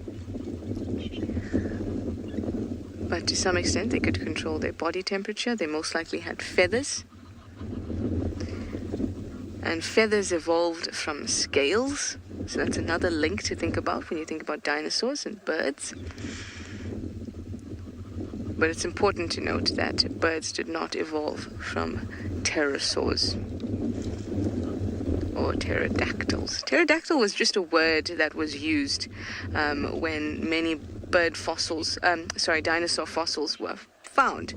And there was no real differentiation, but it became this colloquial kind of term, a pseudo-scientific term almost, for flight, dinosaurs in flight. But pterosaurs would be the correct term. When I first learned this, I almost fainted. It was like my whole childhood was a lie.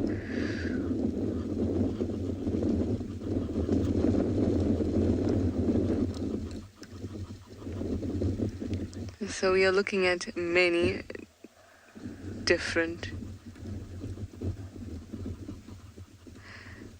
We're seeing lots and lots of dinosaurs out here, actually.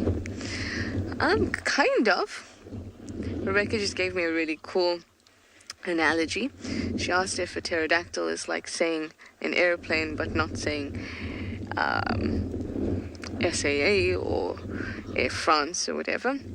It's kind of like, instead of saying an airplane, you say a thing that flies. So by saying a thing that flies, it could be an airplane, it could be a helicopter, it could be many different things. But because it's flying and it's from a period of the dinosaurs, the term pterodactyl was used. It's a very non-specific term.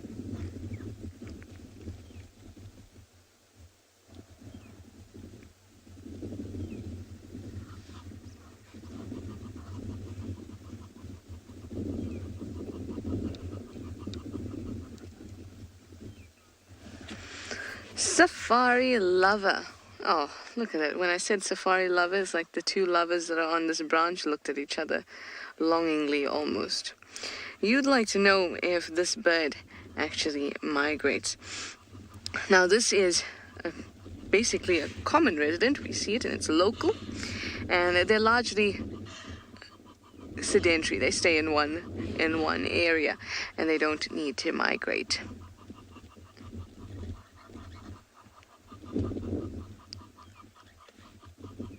To me, this Egyptian goose really sounds like an old car trying to start.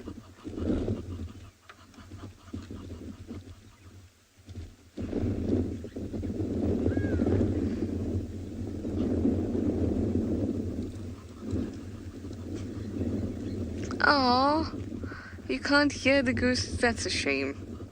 Because if I close my eyes and I listen to the goose, it was as if there's an old tractor on a farm.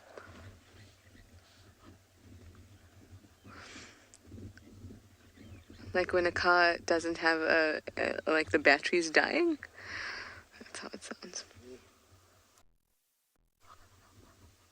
Don't they look so regal, perched on top of that tree looking down at Chitwa Dam? They look like they have new gowns. Lisa, you'd like to know how big this bird is? It's about 2.5 kgs and about 60 to 70 centimeters tall. Males are slightly smaller than the females.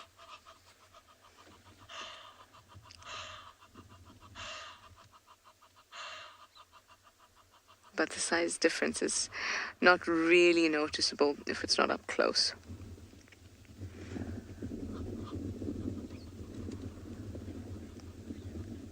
The females also have a slightly larger or broader breast patch.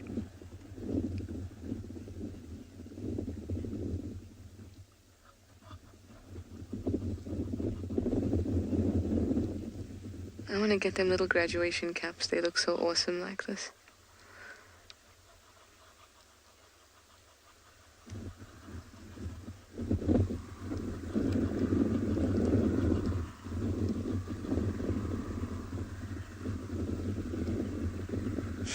They do. They look proud and satisfied and regal. I guess that's what happens when you've mated. Anyway, I'm going to send you over to Steve and see what he's accomplished for the day so far and whether he's feeling satisfied and regal too.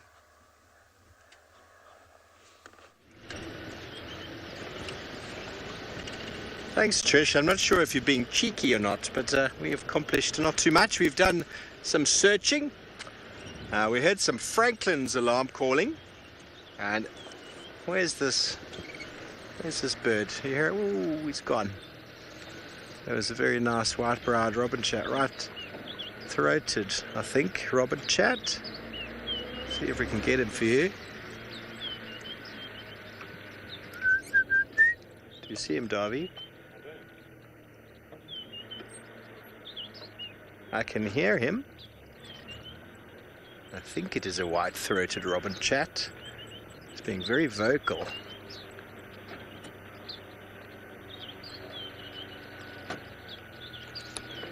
He's in the thickets. If I can switch off, maybe you can hear him.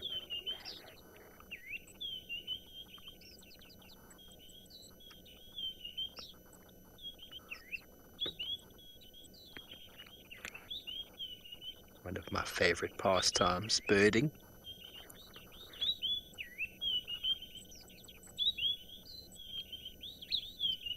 I think it's a white-browed scrub robin due to the habitat. White-throated robin chats are normally in only a set few habitats on Djuma, and the white-browed scrub robin has always got this very repetitive 3-note call, and they're almost impossible to see sometimes. But it's the repetitive. It might not be the same call that you hear, but very repetitive. One of the things I learned years ago, when in doubt, white-browed scrub robin. So we were searching for last place where Thandi and her cub went in and weren't able to find anything. Nothing's come out so far, but I mentioned there was some Franklins doing the little grrr, grrr, weird little, can't do it very well myself, and that normally indicates some form of a predator. So we tried to go in, but we were unlucky. So now we're going to go check a watering hole of our own.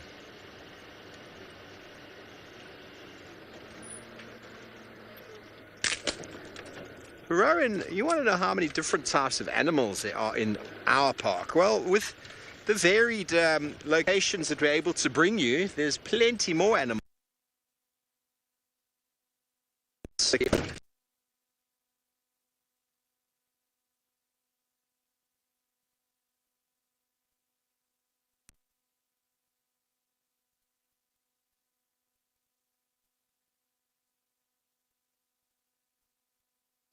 Top food that we do have in common. Some are here today. And it looks like no one's home.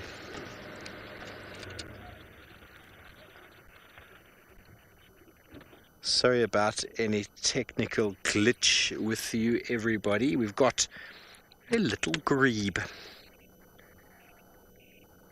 So casually cruising along the surface of the water. Now into the winter months, Kruger National Park implements lots of burns, lots of fires, and currently we can actually see it to the east, sort of the north there. Can you see it, Darby? Look at all the smoke. There's a big fire being burnt there. Controlled burn. Managers do these burns for ecological reasons. It's a natural part of the savanna system.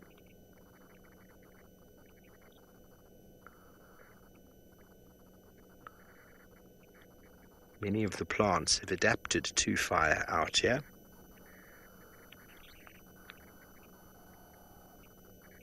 And grebes just hang around the water. That's a good place to be. Keep you from getting burnt. And the hippos are gone. There was a whole family of hippos here the other day.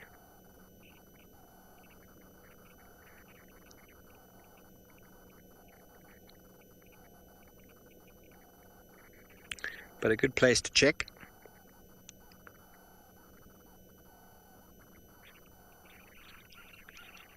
Those grebes are having an altercation there, Darby. Can you see? There we go. That's what you do when you're a submarine. Can't find him. Where's he gone? Obviously one is encroaching on the other one's patch. There we go. There's going to be an altercation between three of them now. There we go. They've got very big feet for paddling, and they're very good swimmers. Look at that. Under the water they go, and up again.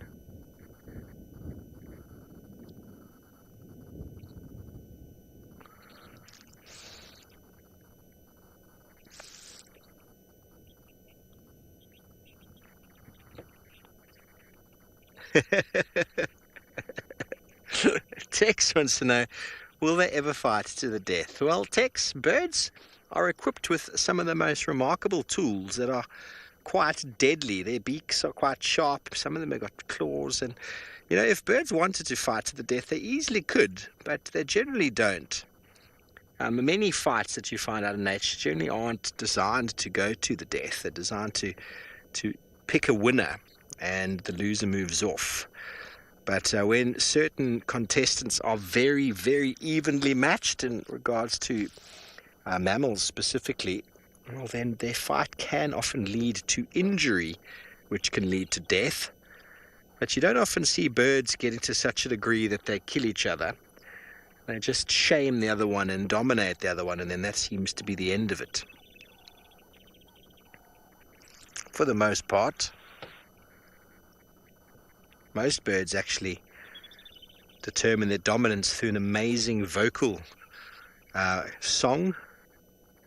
Who can sing the loudest and the most notes. Some have very elaborate dances, so they do a bit of a dance-off. Look, that looks so cool, eh? How much fun does that look like? Yo, it'd be a little grebe for a day. Jet-propelled feet, your own inboard motor.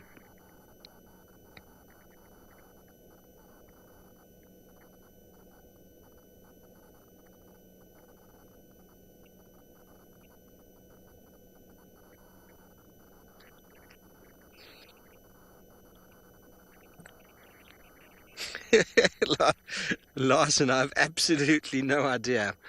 I suppose the correct answer would be fast enough. But their feet are very big, so you can imagine if you go swimming, the difference between your naked feet versus if you wear fins on your feet, how much faster you go by propelling. The same amount of energy in your foot pushes you forward, but the surface area of the feet is what pushes them. It's not necessarily the speed, but it's the surface area. That's just my guess. I've never seen an underwater image of little grebes throwing their feet around. But it's pretty quick, I'd say.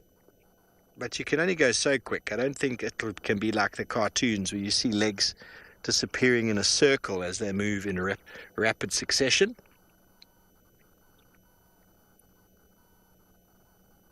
Oopsie, there he goes. The coolest game of Marco Polo I've ever seen. Barbie, did you play Marco Polo as a kid? Of course. Those of you who don't know what Marco Polo is, it's a game you play in the water whereby everybody swims around and the person who's on has their eyes closed and they call Marco and you've got to call Polo and you've got to catch them. But most people keep their eyes open and cheat a little bit. It's very hard not to cheat. But a great game. Oopsie, these guys are experts. Experts at Marco Polo. Used to keep us in the pool all day long on school holidays.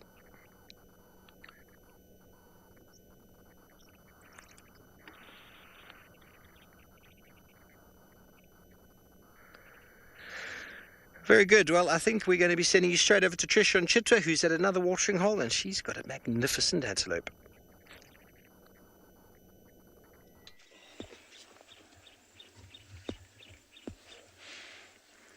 Now, this Waterbuck, I've seen out here on Chitwa before. You can see he's got very impressive horns, but he's also blind in one eye.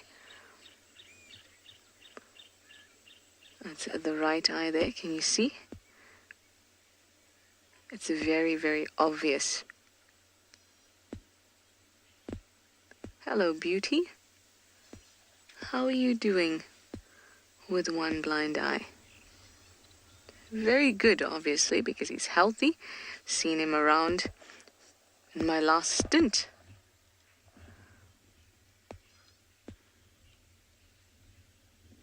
Maybe it is. Maybe you know Hukumuri? No? Oh, look at that. Now you can see really clearly. That's quite interesting. BK, next time he turns his head, let's try and get in closer to that eye if you can.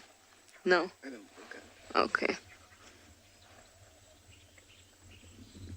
Shh, hang on. Monkey's alarm calling nearby. Can you hear that?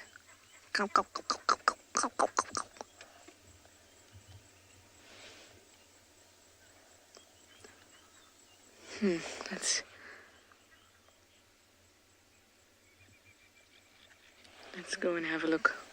Sorry, guy, we're gonna have to just leave you. I'm so sorry, but you're beautiful. Sure that I'll see you again.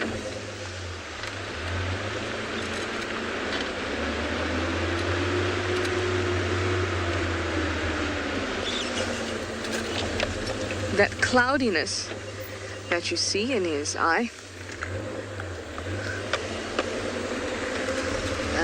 that happens as a result of maybe an injury to the cornea, and then scar tissue begins to form. And also,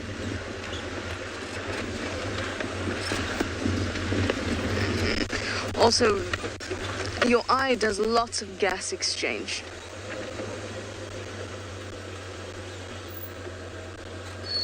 So when there's an injury, the gas exchange can't happen as well, and then you get this cloudiness.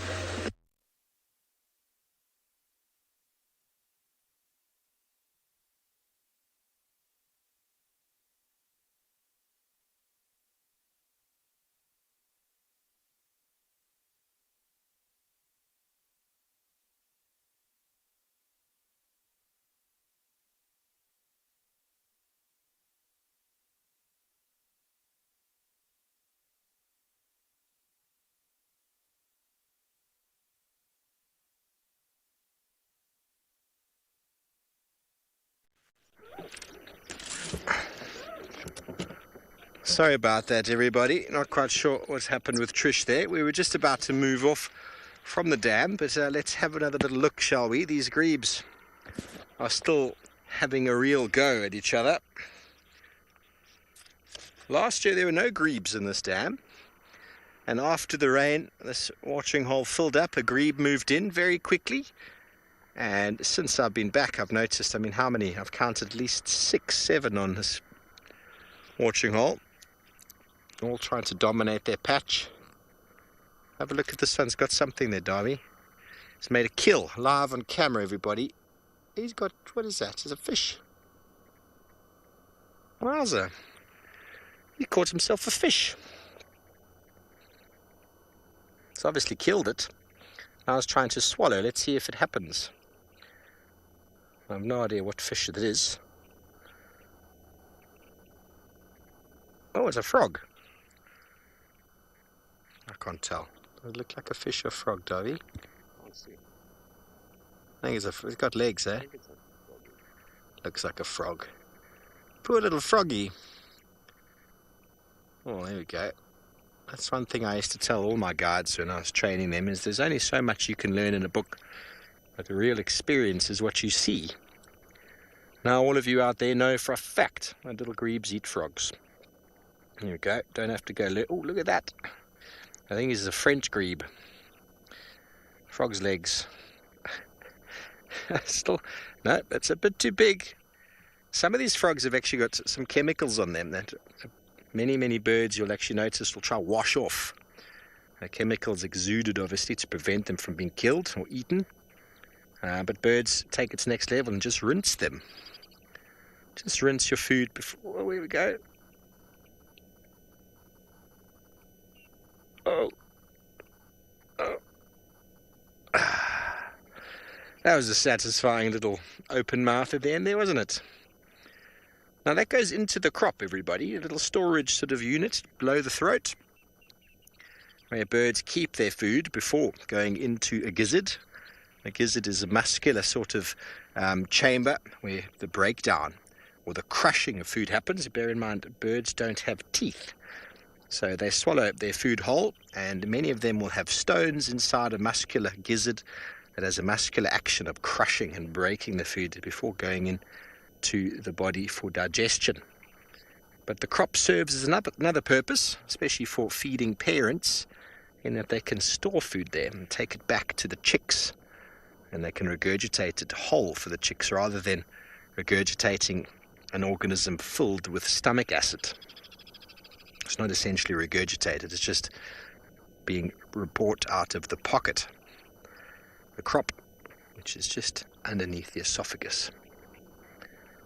So that frog is going to sit until it moves to the next chamber.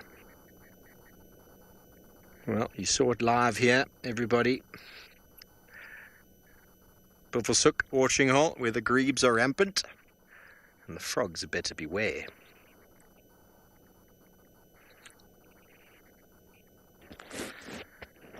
Don't forget, everybody, if you do have the time and the inclination, please feel free to go to the link below and help to support us so we can continue to bring you wonderful wild images from the African wilderness. Your support is greatly appreciated.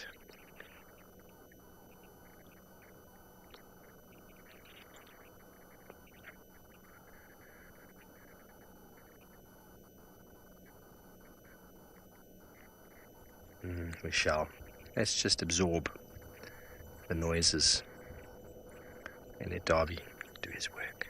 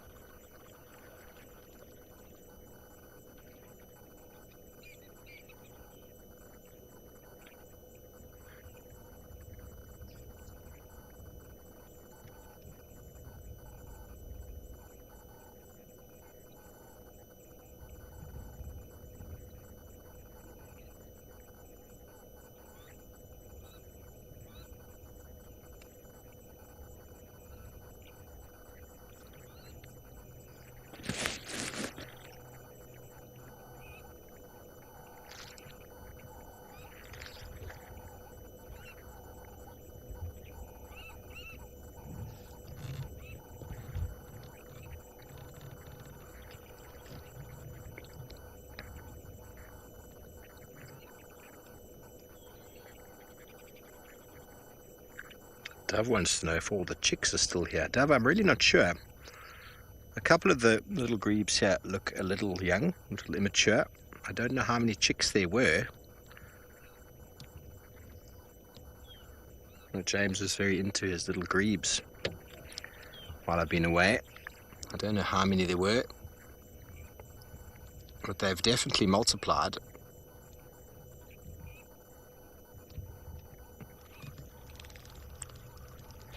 So a couple adults and there's a couple chicks having a really good time. At one at the bottom of the screen that's just got under, it's very hard to really focus on any of them. A number of them are youngsters. 1, 2, 3, 4. Ah, I heard some ox pickers before. Do I need to turn around, Darby, or can I just move up here where they're behind us? Let's just go to the side over here, hey? I heard some ox pickers a little while ago. I was looking around expectantly for some large bovid of some sort. Let me just turn around, actually. Looks like a boy and a girl. It's romance is in the air today. No doubt well, that's 2 boys. That's definitely a girl, isn't it? Well, how about I get nice and low over here, Darby? Will this work for you?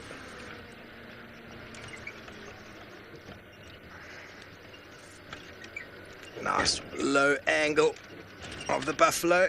Let us just set this up for you, everybody. Give us a moment. Water is the currency of life, so if you do hang around it long enough, animals will come to you. This is the head of a herd. There's more coming, so we're going to just sit here and wait.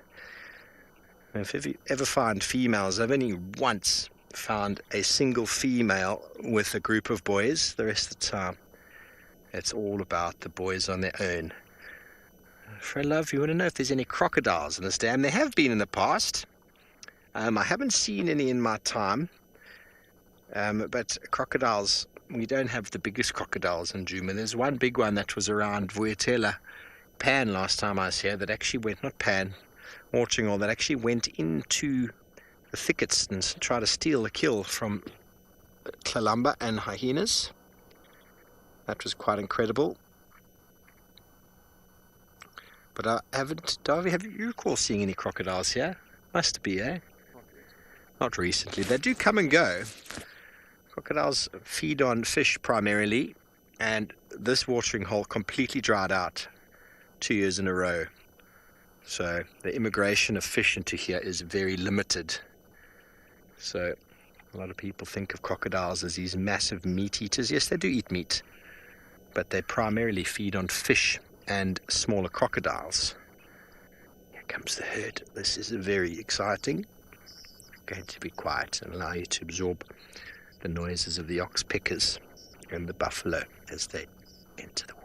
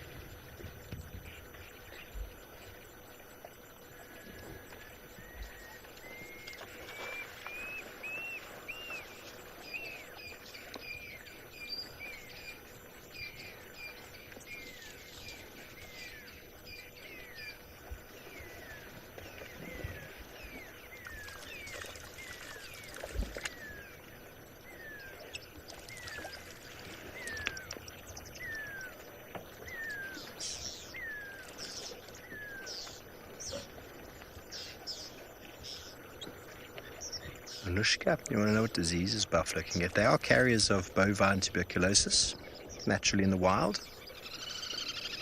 There's potential for crossover of foot and mouth as well. There's actually a massive big disease corridor that separates the Kruger from the west, to prevent wildlife and livestock interacting. Foot and mouth. There's actually big issues with buffalo in the southern reaches of Botswana because of foot and mouth. But they are natural carriers of bovine tuberculosis. Oh, hang on. Yeah, a little bit of privacy in the bush there.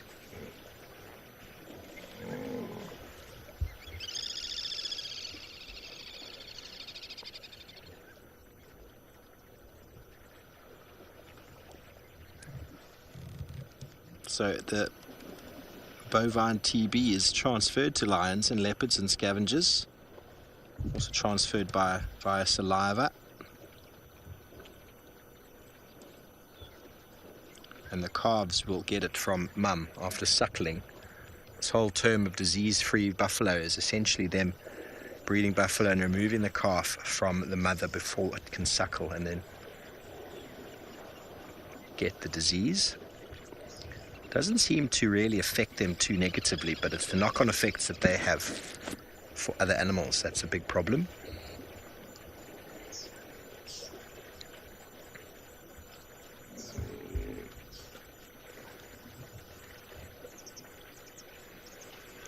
Obviously the rinderpest was a big thing that hit Africa in the late 1800s. It wiped out an enormous number of wildebeest and buffalo. Buffalo are in good numbers today. As you can see, a black mass of horned animals coming down to drink. You might be able to hear the oxpeckers up ahead. Very pleased to tell you that I've been looking at some of them and I've seen a few yellow-billed oxpeckers, which is a very good success story of the Endangered Wildlife Trust. Obviously, there's probably a wide variety of tick-borne diseases that buffalo can get. Can't think of any offhand. Sadly, no, they're not endangered. African buffalo or the Cape buffalo, should I say, on the African continent are actually in good number. They, in certain parts of their range, they don't occur due to agriculture, but they are in very good numbers these days.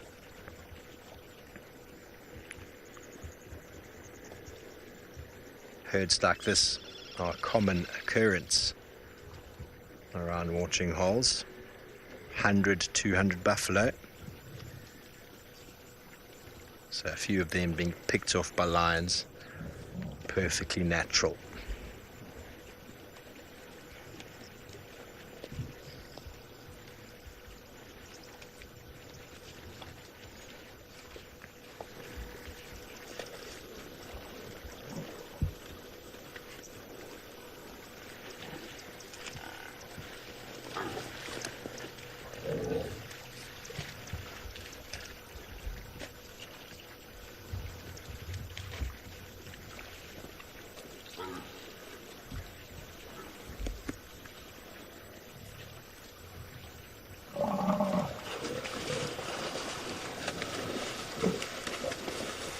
Now that pushing and shoving that's going on is the reason why the old bulls leave. They just can't deal with the testosterone anymore, the pushing and shoving around.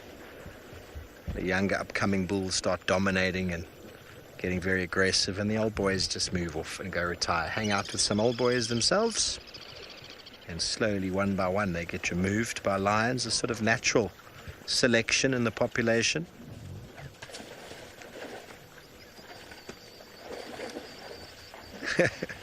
Normal family structure, Rebecca's just whispered in my ear. Yeah.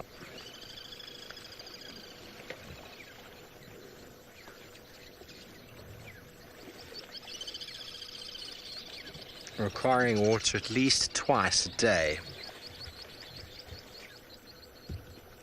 Hello, Tariq. There certainly is. There's a hierarchy or matriarchal society with the females And they go from dominant to less dominant, and the less dominant is normally the old and the ones that have just been outplayed. And the leaders, females, will lead the way, the dominant ones, and then the bulls will have their own sort of system as well. They're constantly pushing each other around, and some of the young bulls will actually form little sort of almost coalitions, as it were. They've known each other since birth, and they've hung out together, and they'll move in and push other bulls out. So there'll definitely be a dominance between them as they push and shove. Typical sort of schoolyard scenario.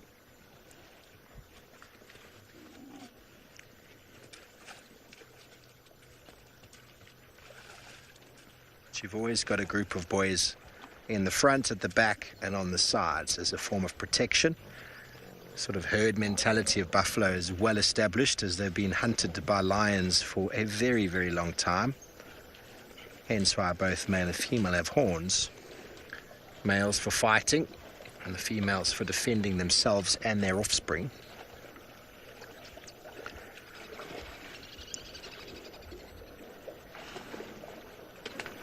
So the weaker and older ones will always be at the back of the herd. They'll always be picking up the scraps when it comes to grass and grazing, as well as many of the bulls. It causes them to lose condition. You often find a group of males will move off from a herd, pushed off by a group of males that's already been away. Coming back in, they'll push a group of males away who've lost condition, because being in here, in amongst this mass, this press, requires energy. And if you're not getting the finest pickings of grazing, you're going to lose condition. And so boys that have been pushed out as a group will go off and feed by themselves, build up condition, and come back in strong and fit. There's a big bull compared to a girl. And then push out the boys again. And it's this constant in and out motion that secures the wonderful genetic sort of variability that the buffalo herds bring. But eventually that group of boys who gets pushed out is just like, oh, I'm done.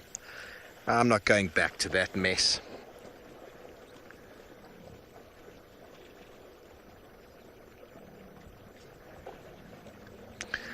Commissioner, that's a good question. I mean, the females are breeding, and so a lot of them will have offspring, and the offspring is probably about a 50% ratio. And it's probably, I don't know, I'm going to take a guess. I'm not actually certain what the ratio will be, but there's probably 60% females, 40% males.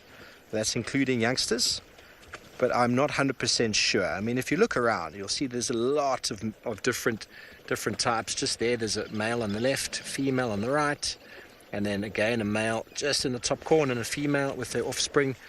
So when you look through a herd, you'll notice that there's an almost even proportion, but definitely swings towards the female side.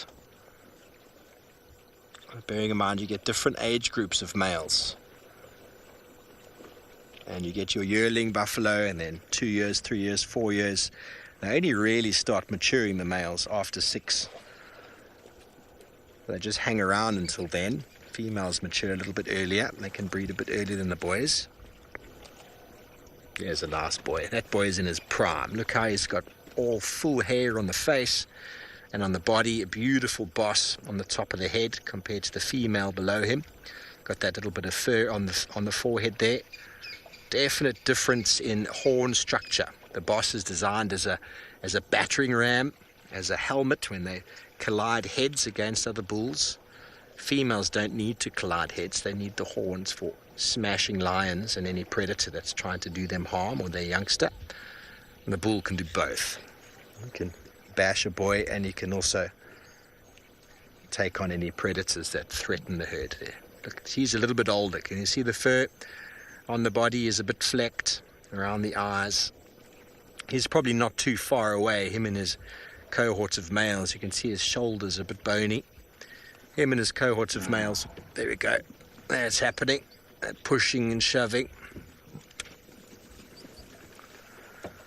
Dove, the patches around the eyes is just fur being lost. It's like balding in males and humans, you know, just go a bit bald. They rub themselves a lot. They get itchy. They don't have fingers, and so they rub themselves against poles, against sticks, against anything they can, and so often that leads to hair loss, but also with age. The hair just doesn't regrow like it once did, and it's actually a good way of starting to age them. There's a nice big bull there with a little youngster who's being looked at.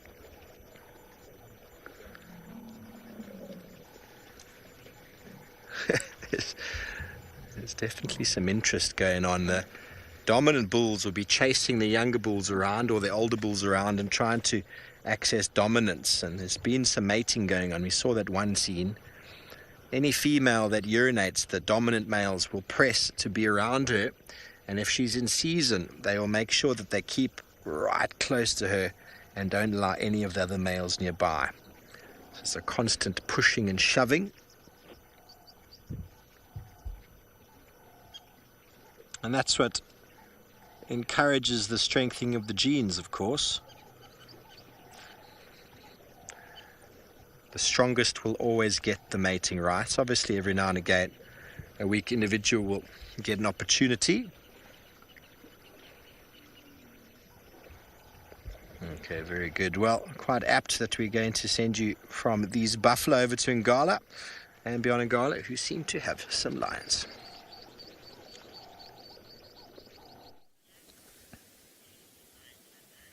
Indeed we do. So we came back to those lions. They're starting to be a little bit active now. You can see this beautiful young female over here. Got her head up. All of them starting to lift up their heads, starting to do a little bit of grooming. Our timing was pretty perfect, if I say so myself. Because now it's starting to cool down. Just listen there, listen carefully.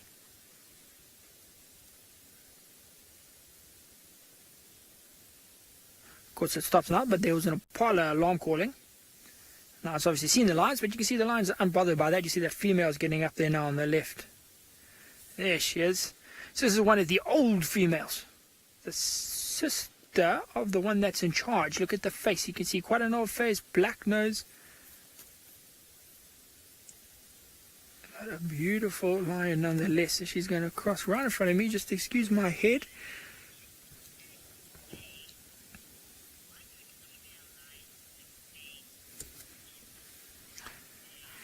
Interesting question from Kit and Bay, asking why female lions, so lionesses, why don't they have manes?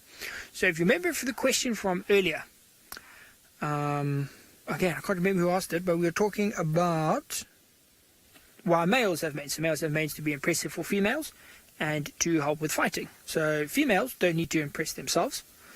Males are always impressed by a female. And then also the females do not fight as much as the males do. So there's our favourite guy. Sorry, I'll get back to the question. But you can see that, hey? Looking much, much better. He's walking a lot further. Look at his upper body. Still very healthy. His other legs still very, very healthy. Looks like he has eaten. He's been feeding with the rest of the pride. So he's looking in pretty good condition considering he can't pretty much use one of his legs. So everyone, I'm sure, is very happy to know that he is moving, he is walking, he is looking much better. And he is still around. But yes, back to that. So females, they don't really have a need for a mane, as we said. They don't need to impress the males. They just, get into estrus, and then the males are keen, regardless of how the female looks. And they don't fight as much as actively as male lions do. So the mane's two purposes don't really come into play for females. And you can see now, all of them lions being nocturnal animals, they're waiting for this cooler weather to start moving around. And I'm hoping that they're going to be quite active tonight. They're going to be walking. I haven't seen the two little ones. I've been looking around for them. I think their mother is further off to our left-hand side over there. We passed a couple on the way in here, but this is where most of them were. So I'm just trying to have a look around. We're obviously driving very carefully because we don't know exactly where. I think I might see one right through the bushes. A bit of a hard angle, but hopefully they'll get up and head out here. Well, we were just talking about how big some of these older cubs have gotten. I was here when they were born. I saw them when they were the size of these other two little ones. And it feels like it was just the other day that they were that size. And now you look at this one in the screen here, this little female. I mean, they're almost 2 years old. They're like 1 year and 9, 1 year and 10 months. They've just grown so quickly. Grown so fast. But it's been so awesome to see those two just playing, cuddling there. See, it's not just the little ones that get wrestled. It's all of them. They're all very playful. We're talking about how social they are. So that one's a male. Now have a look there. Look at his mane starting to come through.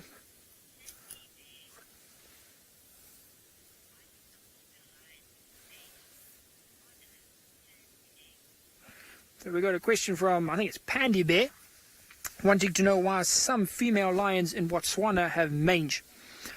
Well, that could be for any number of reasons. Most likely they... Oh, there comes another female. We'll get back to that question now, but this is the mother of the 2 young cubs. I just want to see if the cubs... the 2 young cubs follow her. So the question is, why do they have manes? Panda Bear, that is a phenomenal question. I have not seen these females. I do not know of any females there that have manes. I'd actually be quite interested. If you do have a picture or know where I can find one, if you could let me know so I could have a look and actually do some research into that. That would be very interesting to find out what their environmental stimulus was to There we go. So, Panda Bear, if you hashtag WildEarth, then we can see the picture. But I'd love to have a look and do some reading into that. Because as you can see, none of our females here have any manes. So I'm not sure what in Botswana would prompt the development of manes in females. It would be very interesting. That's what I love about this whole sort of interactive online thing is, we're reaching such a big audience with all of you viewers, and you ask some fascinating questions that, I wouldn't have thought of, or information that I didn't know before that I can then find out. Very, very cool. Let's have a look how big some of these ones are. I mean, it's crazy. So you can see a lot of them starting to get up now. There's been a lot of movement. Most of their heads are up. Yeah, you can imagine the mother there, she just gave a little snarl at this other youngster.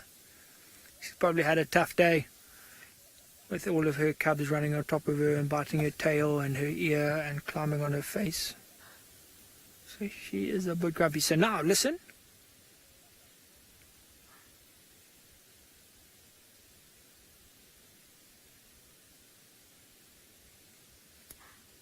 So I don't know if you can hear that, but that's an impala. That's the one I was talking about earlier that has seen the lions, because now that the lions are up and they're moving, they obviously become a lot more visible than when they're lying flat in the grass. Well, there are impalas alarm calling, but you can see the lions are very unbothered by that. They're not trying to hunt the impala, so it doesn't matter if the impala have seen them. And they don't really, at the moment, worry about any potential other predators that those impalas could attract.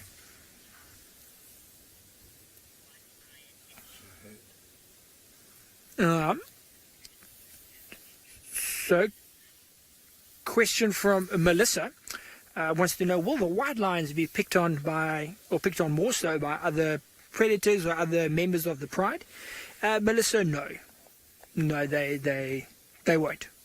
As I said, I've watched both of these white lions grow up, and they were not treated differently in any way by anybody. They were just seen as being part of the pride. It was perfectly normal. Let's also remember that, yes, lions do see in color, but not the range or variety that we see. Their eyesight's more light-based, more movement-based, so they, have much better vision in seeing movement. They don't see in the wide variety of colors that we do, so they might not even see these lions, the white ones, as distinctive as we do. So I can hear the little cubs playing. They seem to be in front of us, other side of this bush, and I'm hoping they might come play with those ones in the screen now. Remember this morning they were playing with some of the older sort of youngsters, the older cubs. So I'm hoping they might come out. So you see the mothers watching. So in that direction, that's where I can hear them. I can't see them, but I can hear them. What we might do is, if they don't come out, is maybe move the car a little bit. See if we can get an angle. There's actually a lion sleeping behind us. So we are stuck here. We shall stay here and see if those youngsters come out towards us. But how amazing is it? So we are stuck amongst this whole pride of lions. And it sounds like Steve is stuck amongst a whole herd of buffalo. So we're going to send you over there to see how he's getting out.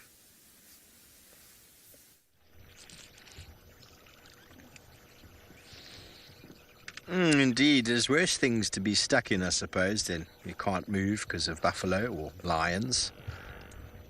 You know. Must be so chosen.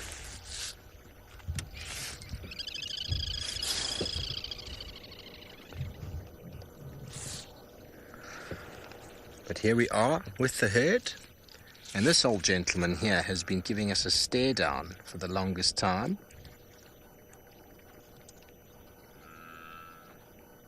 You can hear them in the distance. Many of them have drunk and are slowly moving off.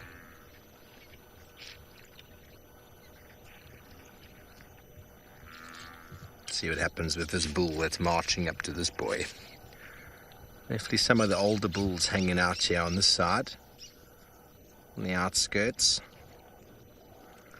Lions' strategy when hunting herds of buffalo is to try and isolate one. And if they are an old bull on the outskirts and he gets isolated, it's often the case that he gets left alone.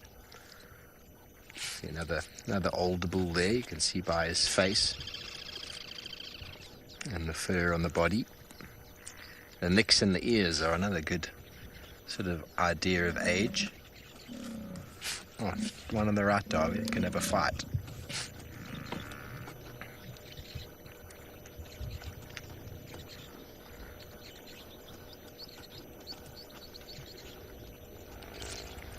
He just said something very rude to him. All their mates. You can see there's a little bit of bromance there. Hello, dude.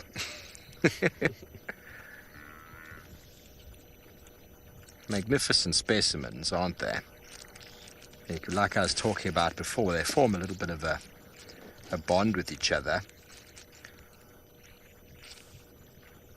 They've known each other for a long time, and they will move off as a group of boys to form a group of Duggar boys.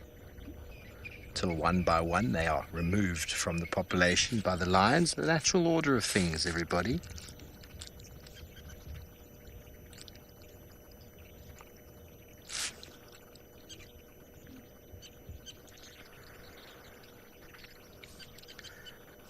And here comes a little youngster on the left coming to see what the old boys are up to.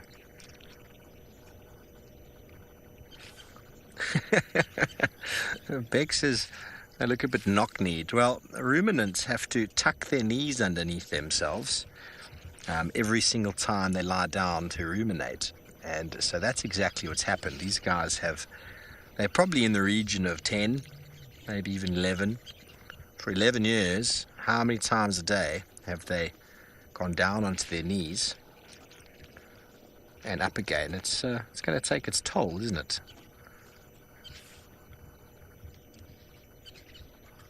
This is the boy who was giving us the standoff before. I think he's trying to get down the hill for a drink, but has been thinking, oh, my poor knees.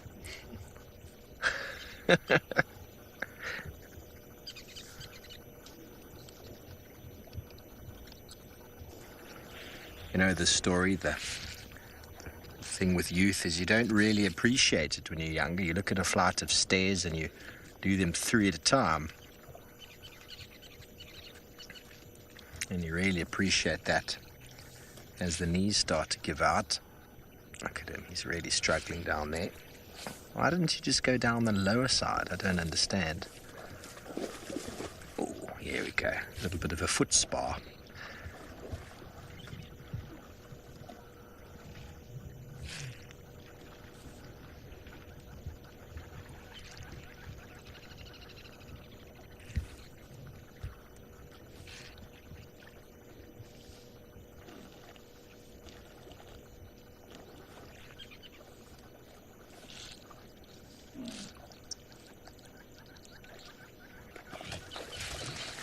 Okay. Well, while these boys push each other around, let's send you back over to andBeyond, Phinda, who seems to have some cats of their own.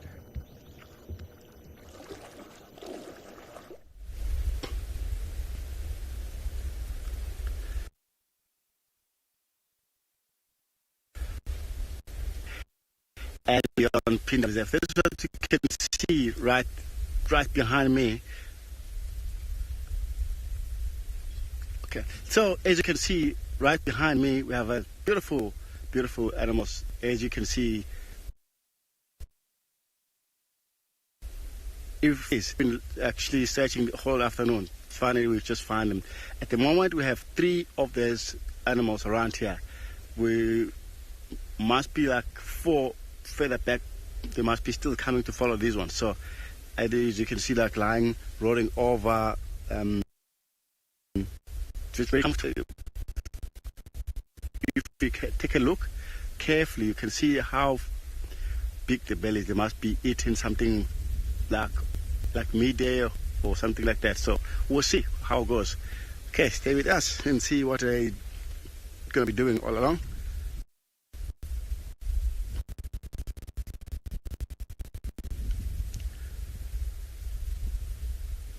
Lovely, yeah. It's so nice to see them just lying like that.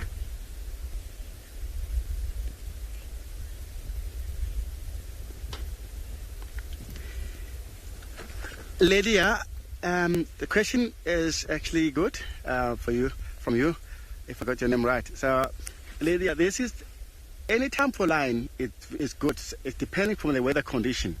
If it's not very hot, if the lion need to hunt, they can hunt any time. Normally this afternoon like this, start getting nice and cooler. This is always nice. Most of the time you hear people talking about in the afternoon is a good time because it's a cooler time, Lydia.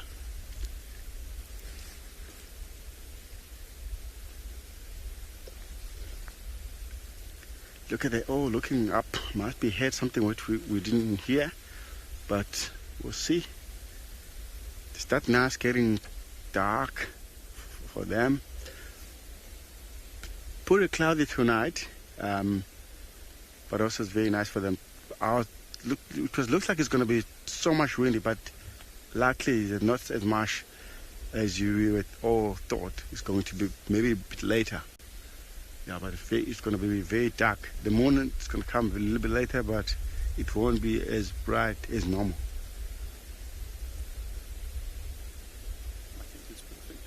Yeah, for them. Yeah, for sure.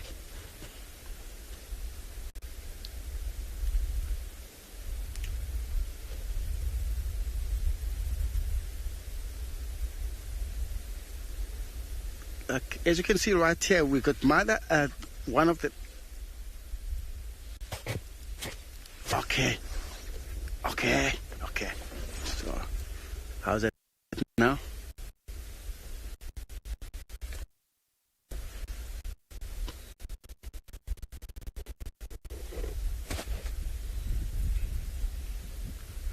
All right.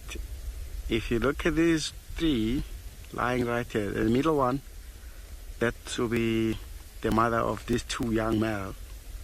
As you can see, they start growing the mane on the side of the cheek, that's how you can tell are their males. So we're hoping another 2 more young males will still come in with other female. So we wanted to see if they're all going to come down. I know further back there's like a part of water. Maybe they're still on the way down here. It's unbelievable how much longer they can cover on the ground. Like last night, they were far from here, and they cover long distance overnight. Wonder what they caught that up, because it looks like they must be fed something.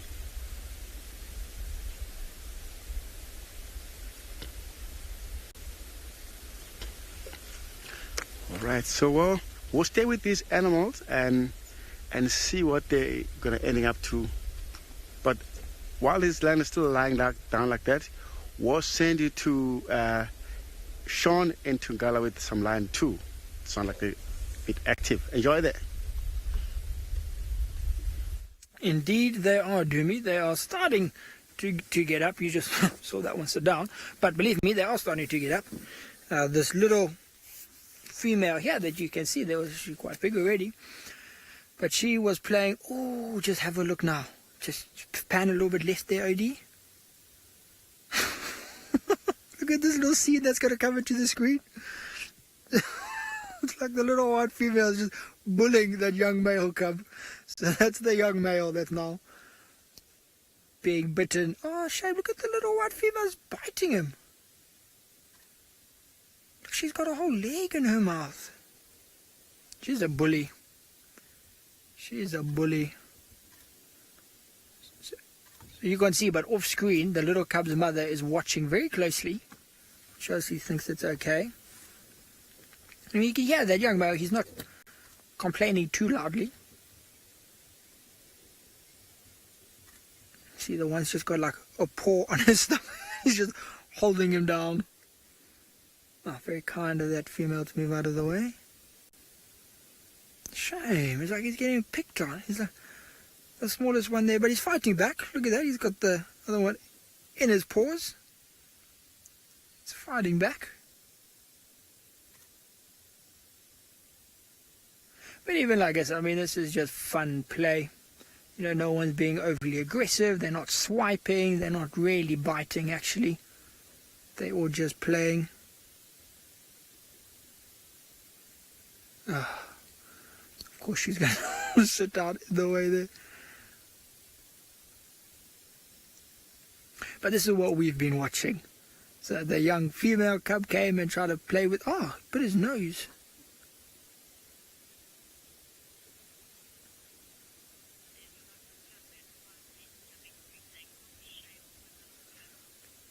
Look at him. He survived. There's lots of comments saying, poor little cub. But I think it's not so bad, you know. It's all... Oh, look at that. You see, he's giving back. Oh, 2 swipes at the face there. And if he really was, you know, uncomfortable, didn't want to do it, he could just run to his mother. So I think he's actually enjoying it. You see, watch. I wouldn't be surprised now if he sort of climbed on one of their heads or tried to, you know, start attacking one of them. But you can see how it's all of the youngsters that are sort of up and active and doing things. You know, a lot of the adults, they are still fast asleep. And there's only one female with her head up. All the rest are sleeping. But the cubs, you can see, getting very active now. They've been sleeping the whole day. They've obviously got a bit more energy because they're younger, they're smaller, that sort of thing. So they wake up a little bit earlier, do a little bit more activity. That's the most that female has done. Just lift up her leg and then drop it again. The young white one's now going to go for the young female cub. After she bullied the male cub, she's now going to try her luck with the female. See, the female, as we saw this morning, a lot more feisty. You know, which actually suits them, both of them. When that young female, the young white one, was that size, she was also feisty and fighting everybody. It's like she's trying to train that one to be like her.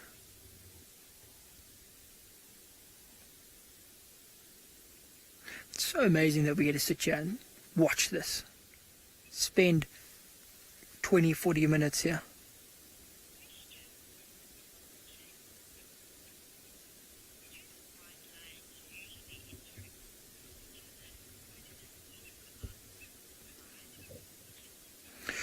Kit, the white ones will interact more. It's evenly balanced around the pride.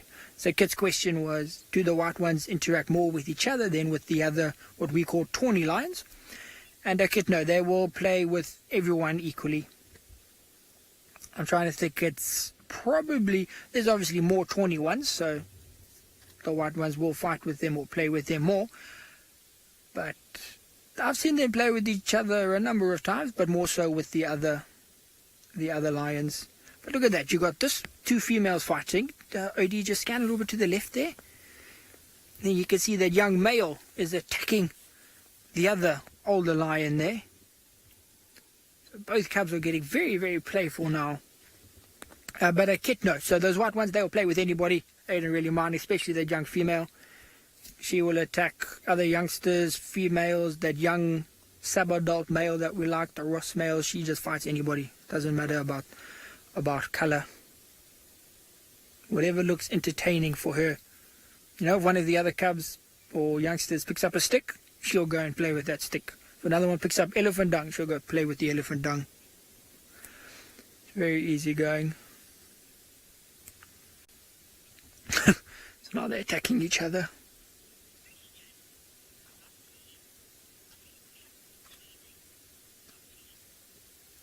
So we've got a question from Lottie asking if the cubs are teething.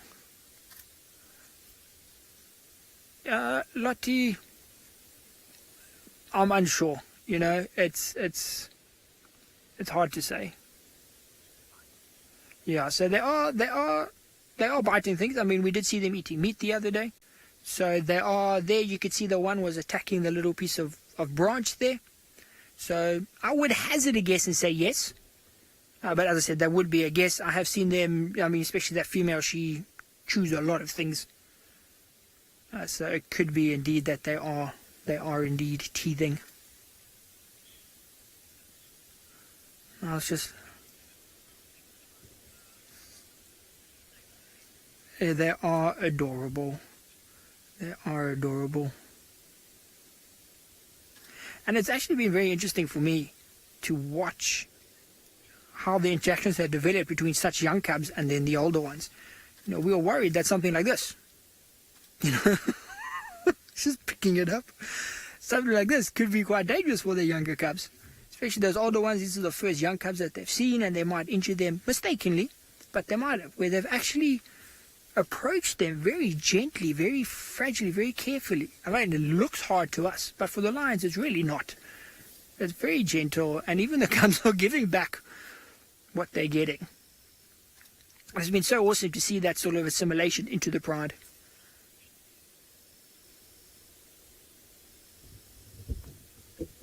Now you can't see, but the mother of the cubs has just got up and she's watching. She's not coming close, she's just watching. Oh, now she's coming. But not with any sort of aggression. So there she is entering screen on the left. See how the cubs just stopped. those other youngsters just stopped what they were doing.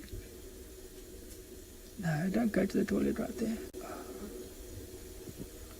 Well, viewers, don't worry. The good thing in the wind is blowing the other way.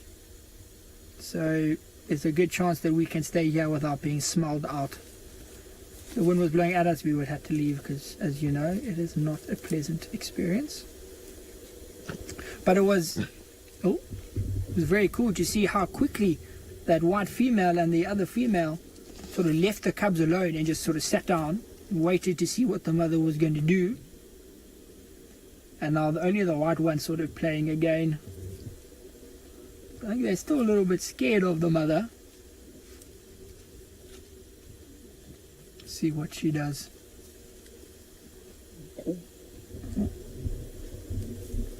And she's just checking up on them. See how that white one, that young white female, just stopped everything. Okay, just listen now to the noises.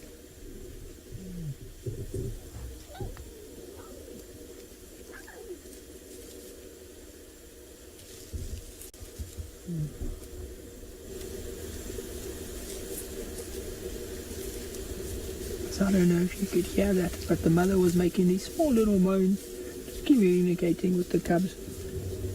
Very, very soft little moans. The one cub was reacting.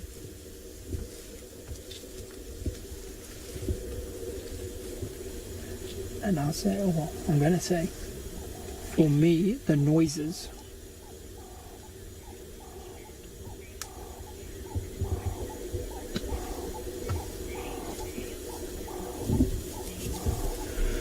Becky, that is a very good question. So Becky wants to know if a sub-adult female will play with the cubs more than a sub-adult male as a way to try and practice for cubs. Now, Becky, I can't give you a definitive answer. I would we don't have that situation in this pride. So the sub-adult female is the mother, so obviously she interacts with them, and the only other sub-adult is the male. I have seen him play with the cubs. The cubs were playing with him earlier this morning, so I would say no. Sub-adult females will not play with the cubs as a means to learn how to have cubs. That would be my first guess, because I haven't seen that though. Guys, we're just letting you know, OD is going to put the camera into infrared now because it's getting quite a bit darker. So that's what happened there, that change. Like you can see there now, I mean, we've had male cubs playing with the male youngsters playing with the little cubs, Becky. So it would be interesting to see in a different pride that had both sub-adult males and sub-adult females to see, but I would say there won't be a difference in terms of playing with the cubs themselves. And for those of you that sent the articles about the lionesses with manes, thank you very much. I will go and have a read of them tonight.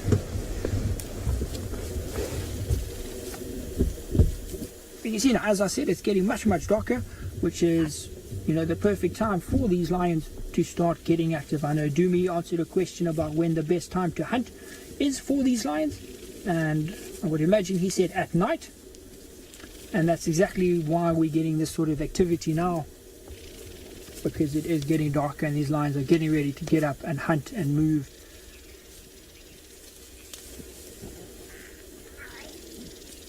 So what we're going to do, we're going to stay here for a little bit longer.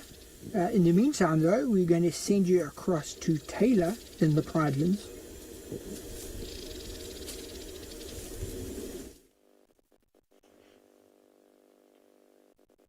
Sorry we've been gone for so long, but I'll tell you why and what we've been doing. But at the moment we're looking at a squirrel. It is just taking in the last of the light or patting the sunset before it disappears into its little cabin for the night. There were 3 that were huddled up with one another, keeping nice and warm.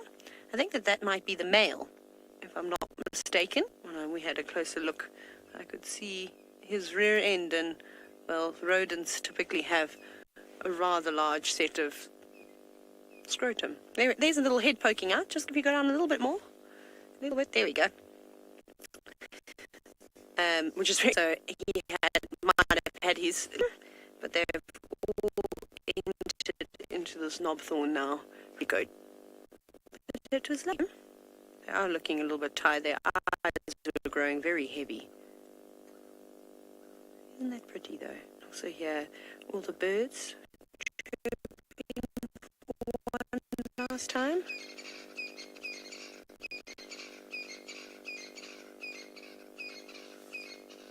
Making low.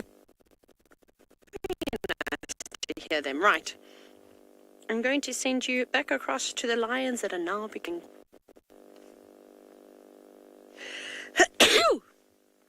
Excuse me. So you can see here, we were just discussing, because these cubs are blending in so well with the grass. You were struggling to find them on the camera. I mean, like there you can see there's a young cub in there that you just can't see. It's blending in there. It's incredible. But we were discussing, while you guys were away with Taylor, that white female is pretty much just going for that young male's tail, the cub's tail. I think she's got a fascination with his hairless tail. Oh. I don't know if you heard that. There was a bit of a growl from one of the cubs. I think that's the little white female. I think she forgets sometimes. And she gets a bit rough. I mean, you saw when she came into the screen earlier, she had the tail in her mouth and she was just trying to ankle tap the cub as it walked.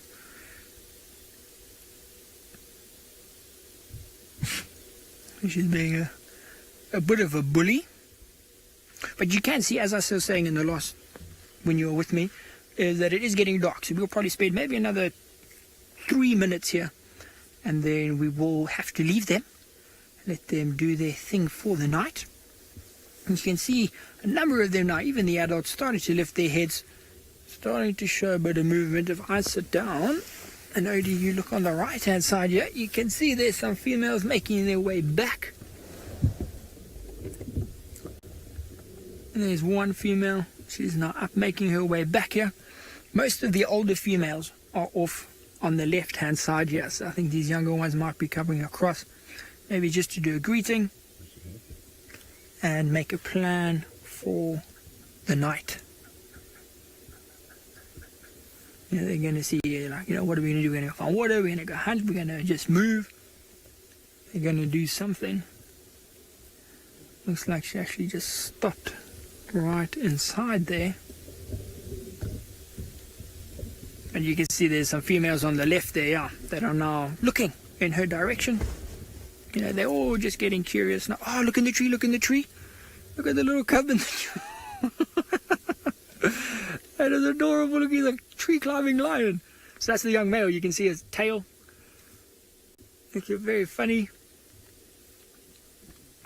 Let's see how he gets down from there. If he climbs down or if he just falls out. Imagine he jumps onto the white female's head. Oh, that would be hilarious. Oh, he's slipping. Slipping. He's like, Mom, help me. This is a bad choice.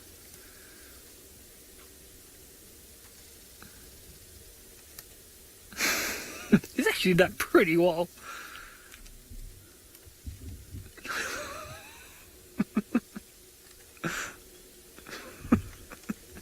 He looks so confused now. I think he's going to fall out of the tree. Oh, she's going to get pushed out of the tree. Oh.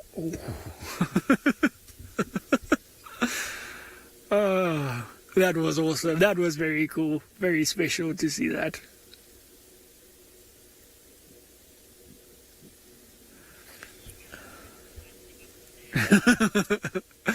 Another one was going to be like, this is how you meant to do it. Okay?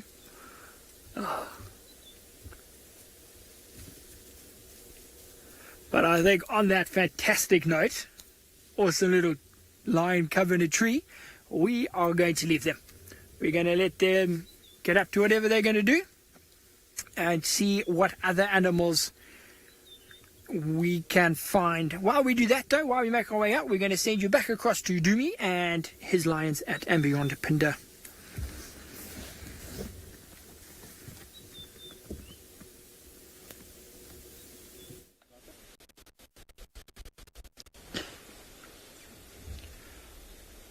Welcome back, everyone. We are still here with these 3 lions, as you can see right here. This is actually our mountain pride.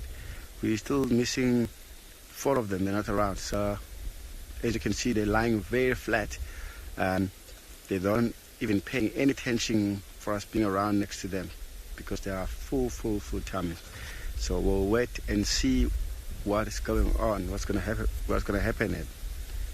So, as you can see, right, 2 of them facing different ways. One is facing other way, which is good for the way they're lying down. Anything move, they can pick it up quite quickly, so they can all reaction.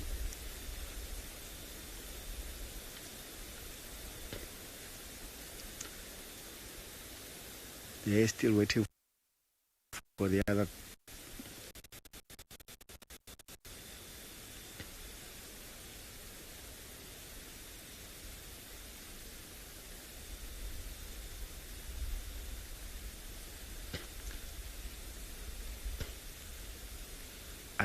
And Anushka, I hope I got your name right, Anushka. This is we call it a mountain pride. If you look, it's too dark now, you won't be able to see, but behind this line is will be like a big mountain, and that's why we call it a mountain pride, because they live around this area of the mountain. Anushka, there's a mountain pride.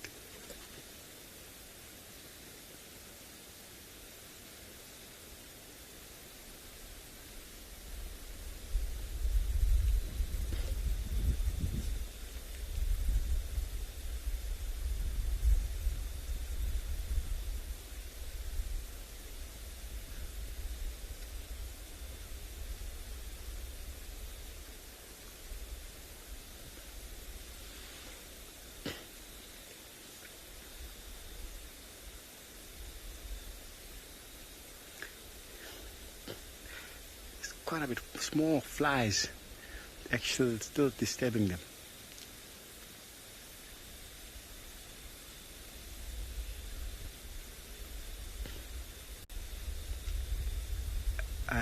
Yizo, if I got the name right, we have actually 4 different pride in Phinda.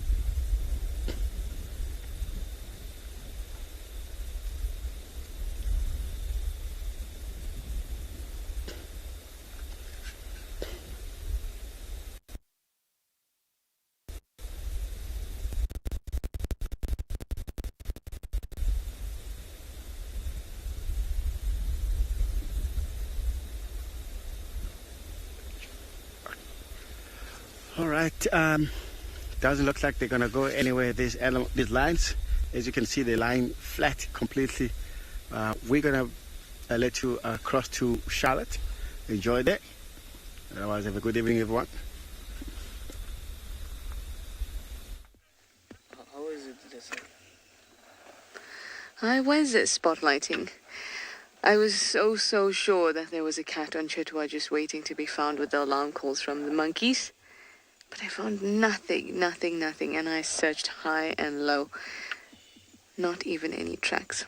You are now looking at a scene of where a duiker was. I promise. It's actually near the Shibama Road den, old hyena den, which is reminding me that I didn't spend any time at the den today. But I think tomorrow will have to be dedicated to the hyena den, at least some part of it, if I don't get distracted by tracks and alarm calls, etc. So you're staring at that patch in the hope that the duiker will come out. I've seen it here many times, but as you know, they are quite skittish. Okay. We would like to go into infrared. If nobody minds, any objections? No, then please, may we?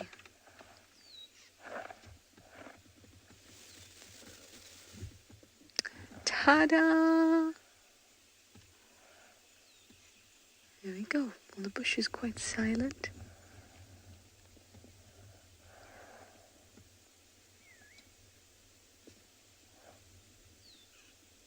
But that's not what I want. I want a bit of commotion, some growls, some sawing, some roaring, alarm calls, whatever it may be, whooping. That's what I want to hear. It's true. We can't always get what we want. I was feeling a bit disheartened because I just felt this presence of a cat on Chitwa, and I was so disappointed that I could not find her. I think it is a her. I would think it's Subunyi or Kuchava. Or it's just my own spidey feelings, just doing its own thing.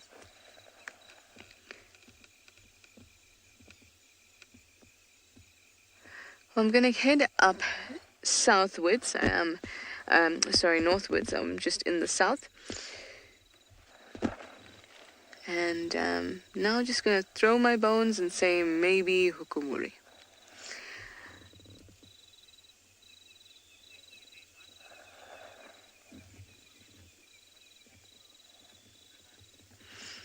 Make our way north via Zoe's and just see what happens. Anyway, let me send you over to Steve, see what his plans are for the last few minutes of drive. 20 minutes, actually.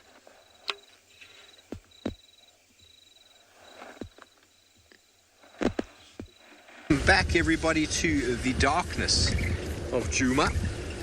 Now, there is still some wonderful colours in the west, and we're going to stop in a moment to hopefully show you what wonderful oranges. Oh, there's a genet. Is it Janet? Or is it a wildcat? He's gone. Oh my word, he's gone. I think it was a genet. Genets are not often seen very relaxed, everybody. I do apologize that you didn't see it, did you, Darby? No. Well, that happens. They're very fleet-footed. I saw it. But I wasn't sure if it was a large or a small spotted. And he's gone. One of the wonderful nocturnal animals that we see out here, who's now vanished. So are we going to stop at this tree, Darby, or where would you like me to stop? Tell me when. Okay, so we're going to stay in colour, Bex, if that's all right, and we're going to show you a wonderful image of the orange sky fading away in the distance.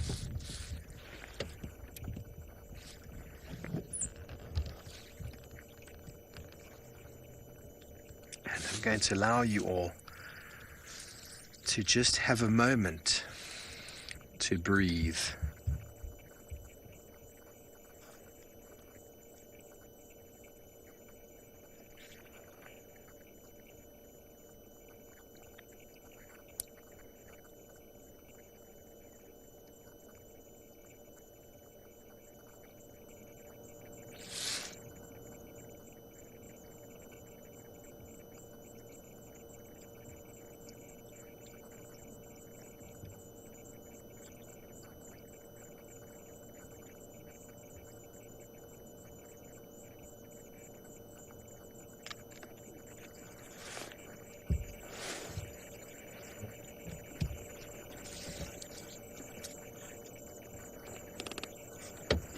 Something has just moved. I think it's impala. Sorry about my zip being undone there and ruining your moment.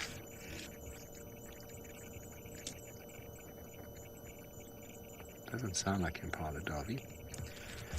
Can go into IR.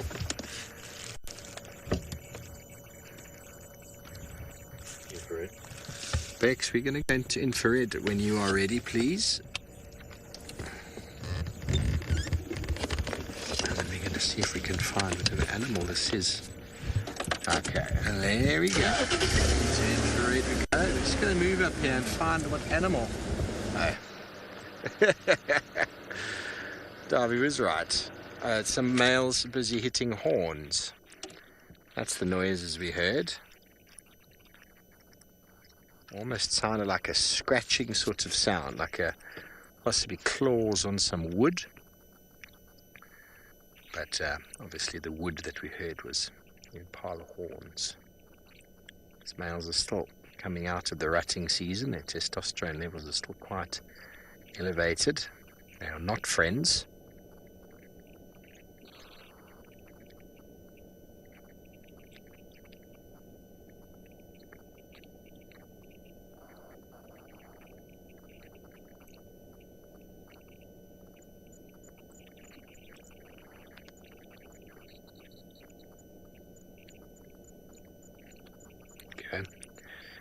Herding each other around.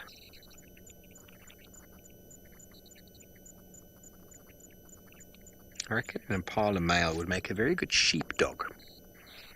Their herding abilities. Maybe not as obedient as a sheepdog, but they'd still be able to herd. I saw a video recently of someone with a warthog that was herding sheep, which was quite comical. Did you see that, Davy? Warthog running around herding sheep. Only in South Africa, everybody. And I must say the sheep obeyed.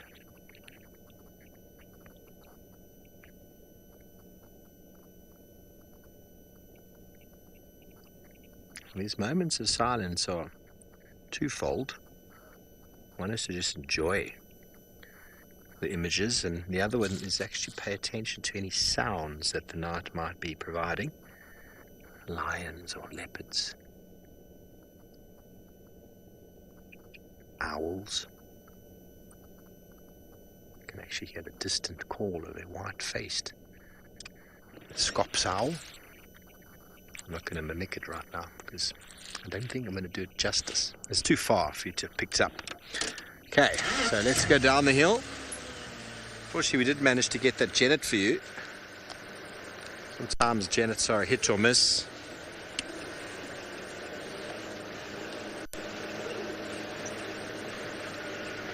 Hello, Jason. That's a good question. Jason wants to know, everybody, what would I do to survive at night? Well, Jason, I'm guessing I don't have a torch. That's what you're probably adding that to my lack of having. But the thing is, Jason, is I always have a torch, so you wouldn't catch me there. And I always have a belt. And if need be, I would just climb a suitable tree and I would attach myself to the tree using my belt and I'd fall asleep. If I didn't know where I was going, I didn't have a torch, I would attach myself to a tree and try and fall asleep there. If I had a torch, I'd probably walk home if I knew where to go. For the most part, animals out here have got changes of behavior at night, but if you can see them early enough, you can respond to that behavior. You don't have to run into a pride of lions at night. If you see them with your torch, you can do something to avoid any negative behavior, but obviously not ideal. So climbing up into a nice comfortable tree, and the reason I'd use the belt is so that I could fall asleep and not fall out, because I'm no monkey. Although I am born in the year of the monkey and have been called a monkey many times, I'm not a real monkey. So holding onto precariously onto a tree is not my forte. So a belt keep me there, and then when dawn approaches, then I'd probably make my way home. Hope that answers your question, but always have a torch just in case.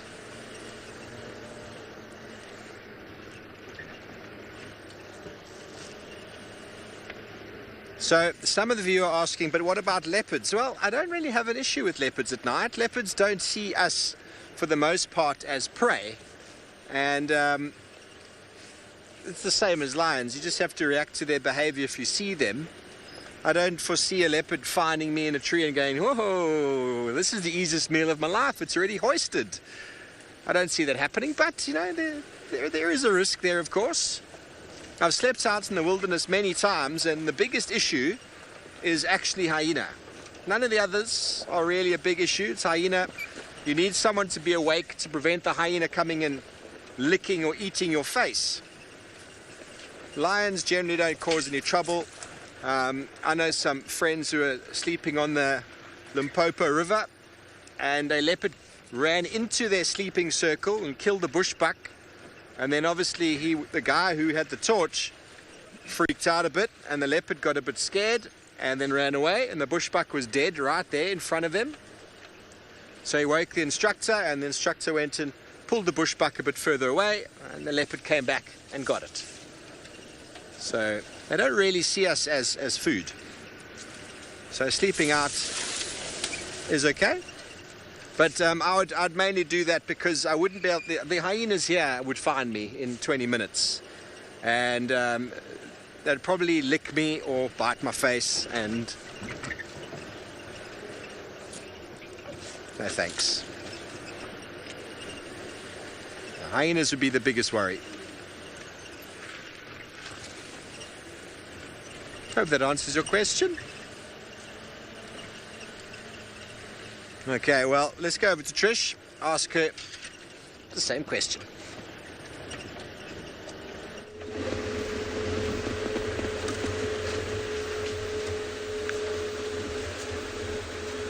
Go ahead. How would I survive a night in the bush? Okay. Do I have supplies? I do apologize for Rusty's hum. She has a steady hum. You might be able to hear it. Do I have supplies? Alright.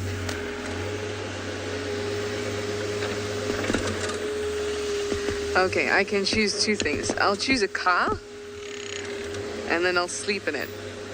Because I found you a chameleon instead. No, I'd probably climb a tree, guys, and just stay in it as best as I could. And then I'd take... and a torch would be a good idea, and some food, because I don't want to be grumpy. No, BK? No? Okay. Chameleons are out and about today, which is quite nice. Oh, that's a nice view. It's a little far, but that's nice. Yes, can we please go into color so we can see how beautiful our chameleon is? Nice big ones too, from last night to today. Yeah. So it's higher, just don't light directly on. Just you go. Straight in the middle.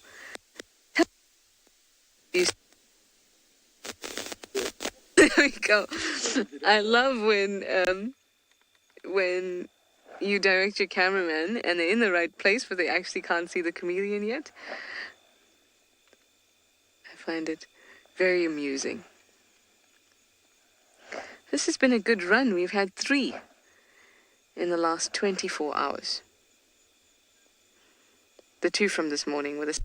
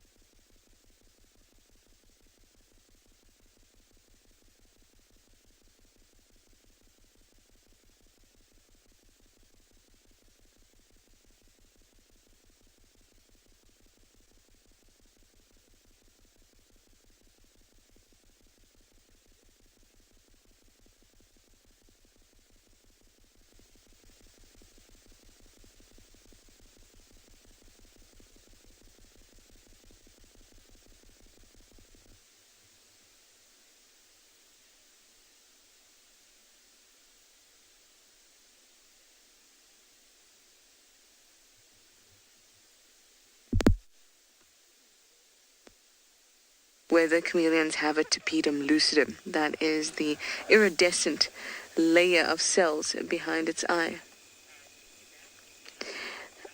on the retina. And now you can kind of see, you can see that reflective bit. Now obviously they have a really tiny pinhole kind of area that can let in light. And they have a fused eyelid around that tiny little pinhole of a pupil. So it can be more difficult to see, but at this angle you can see the eye shine.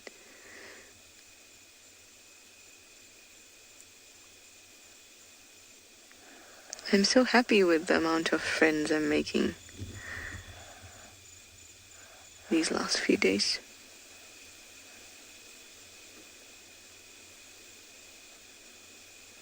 Now I'm keeping note of where all the chameleons are. I love showing them to the kids. Kids find them super, super interesting. A little bit weird. Weird and wonderful. I love everything weird and wonderful.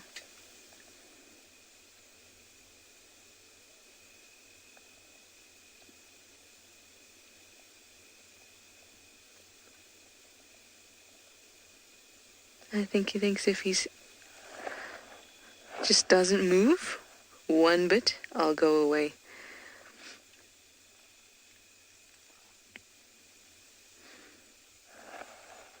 It's important when spotlighting any animal, really, to not spotlight directly on them. So I'm spotlighting on the ground. BK will show you.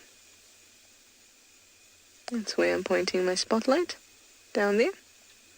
And I'm using the light that bounces off lower. Yep, it's at the bottom of your screen now. In the center. There we go. You're amusing me twice in one chameleon sighting, BK.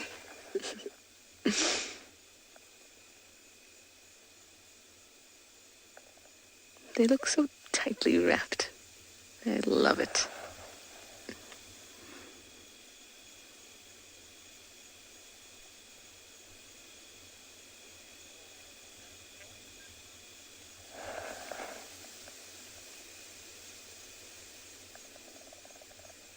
Well, this guy, or gal, will need to get some sleep. Hopefully it's a safe one. And I'd love to visit all 3 chameleons in one day.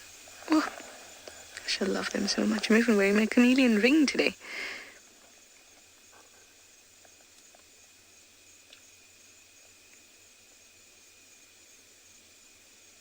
That's also an important reason not to flash them in the eye with your strong light. Because animals that are diurnal have eyes that are specially adjusted to be able to work best during the day. If you're flashing light in their eyes, when their eyes have already started to kind of switch over from using their cones mostly during the daylight to using their rods in the evening, and you flash light at them, it can kind of disrupt chemical reactions with the rhodopsin in the eye. I mean, that's not true for a burst of light suddenly, but a sustained flash on in the eye of an animal can disrupt how good its vision is afterwards for a period of time, because then the eyes will have to basically readjust. So we don't want that to happen to this one. Although this one's eyes will be closed soon and it will be nicely asleep for the night.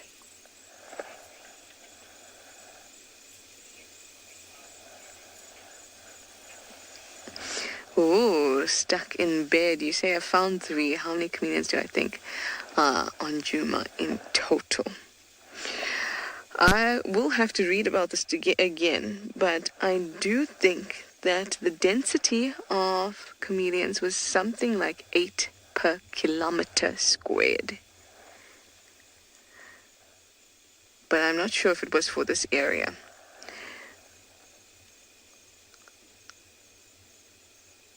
So I'd say 80 chameleons, maybe even 100 chameleons on Djuma.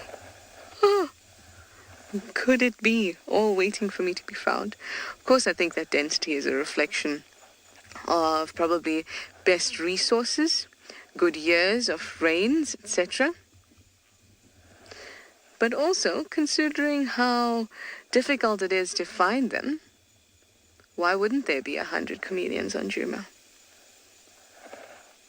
And they're also territorial, so having a study where we could drop pins at every location that we find a chameleon, I think would be a valuable one. You can collect all sorts of data.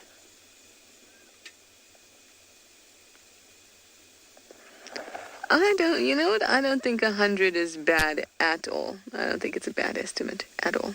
Considering their territories are so tiny, it could only be, 5 meters squared. I think we need to all go out and find the 100 chameleons. What do you say? I say so. So tomorrow's mission, go to the den and find 100 chameleons. Hope you're prepared. So I'll see you tomorrow morning. Have a good evening, everyone, and thank you for your questions and your comments. Bye for now.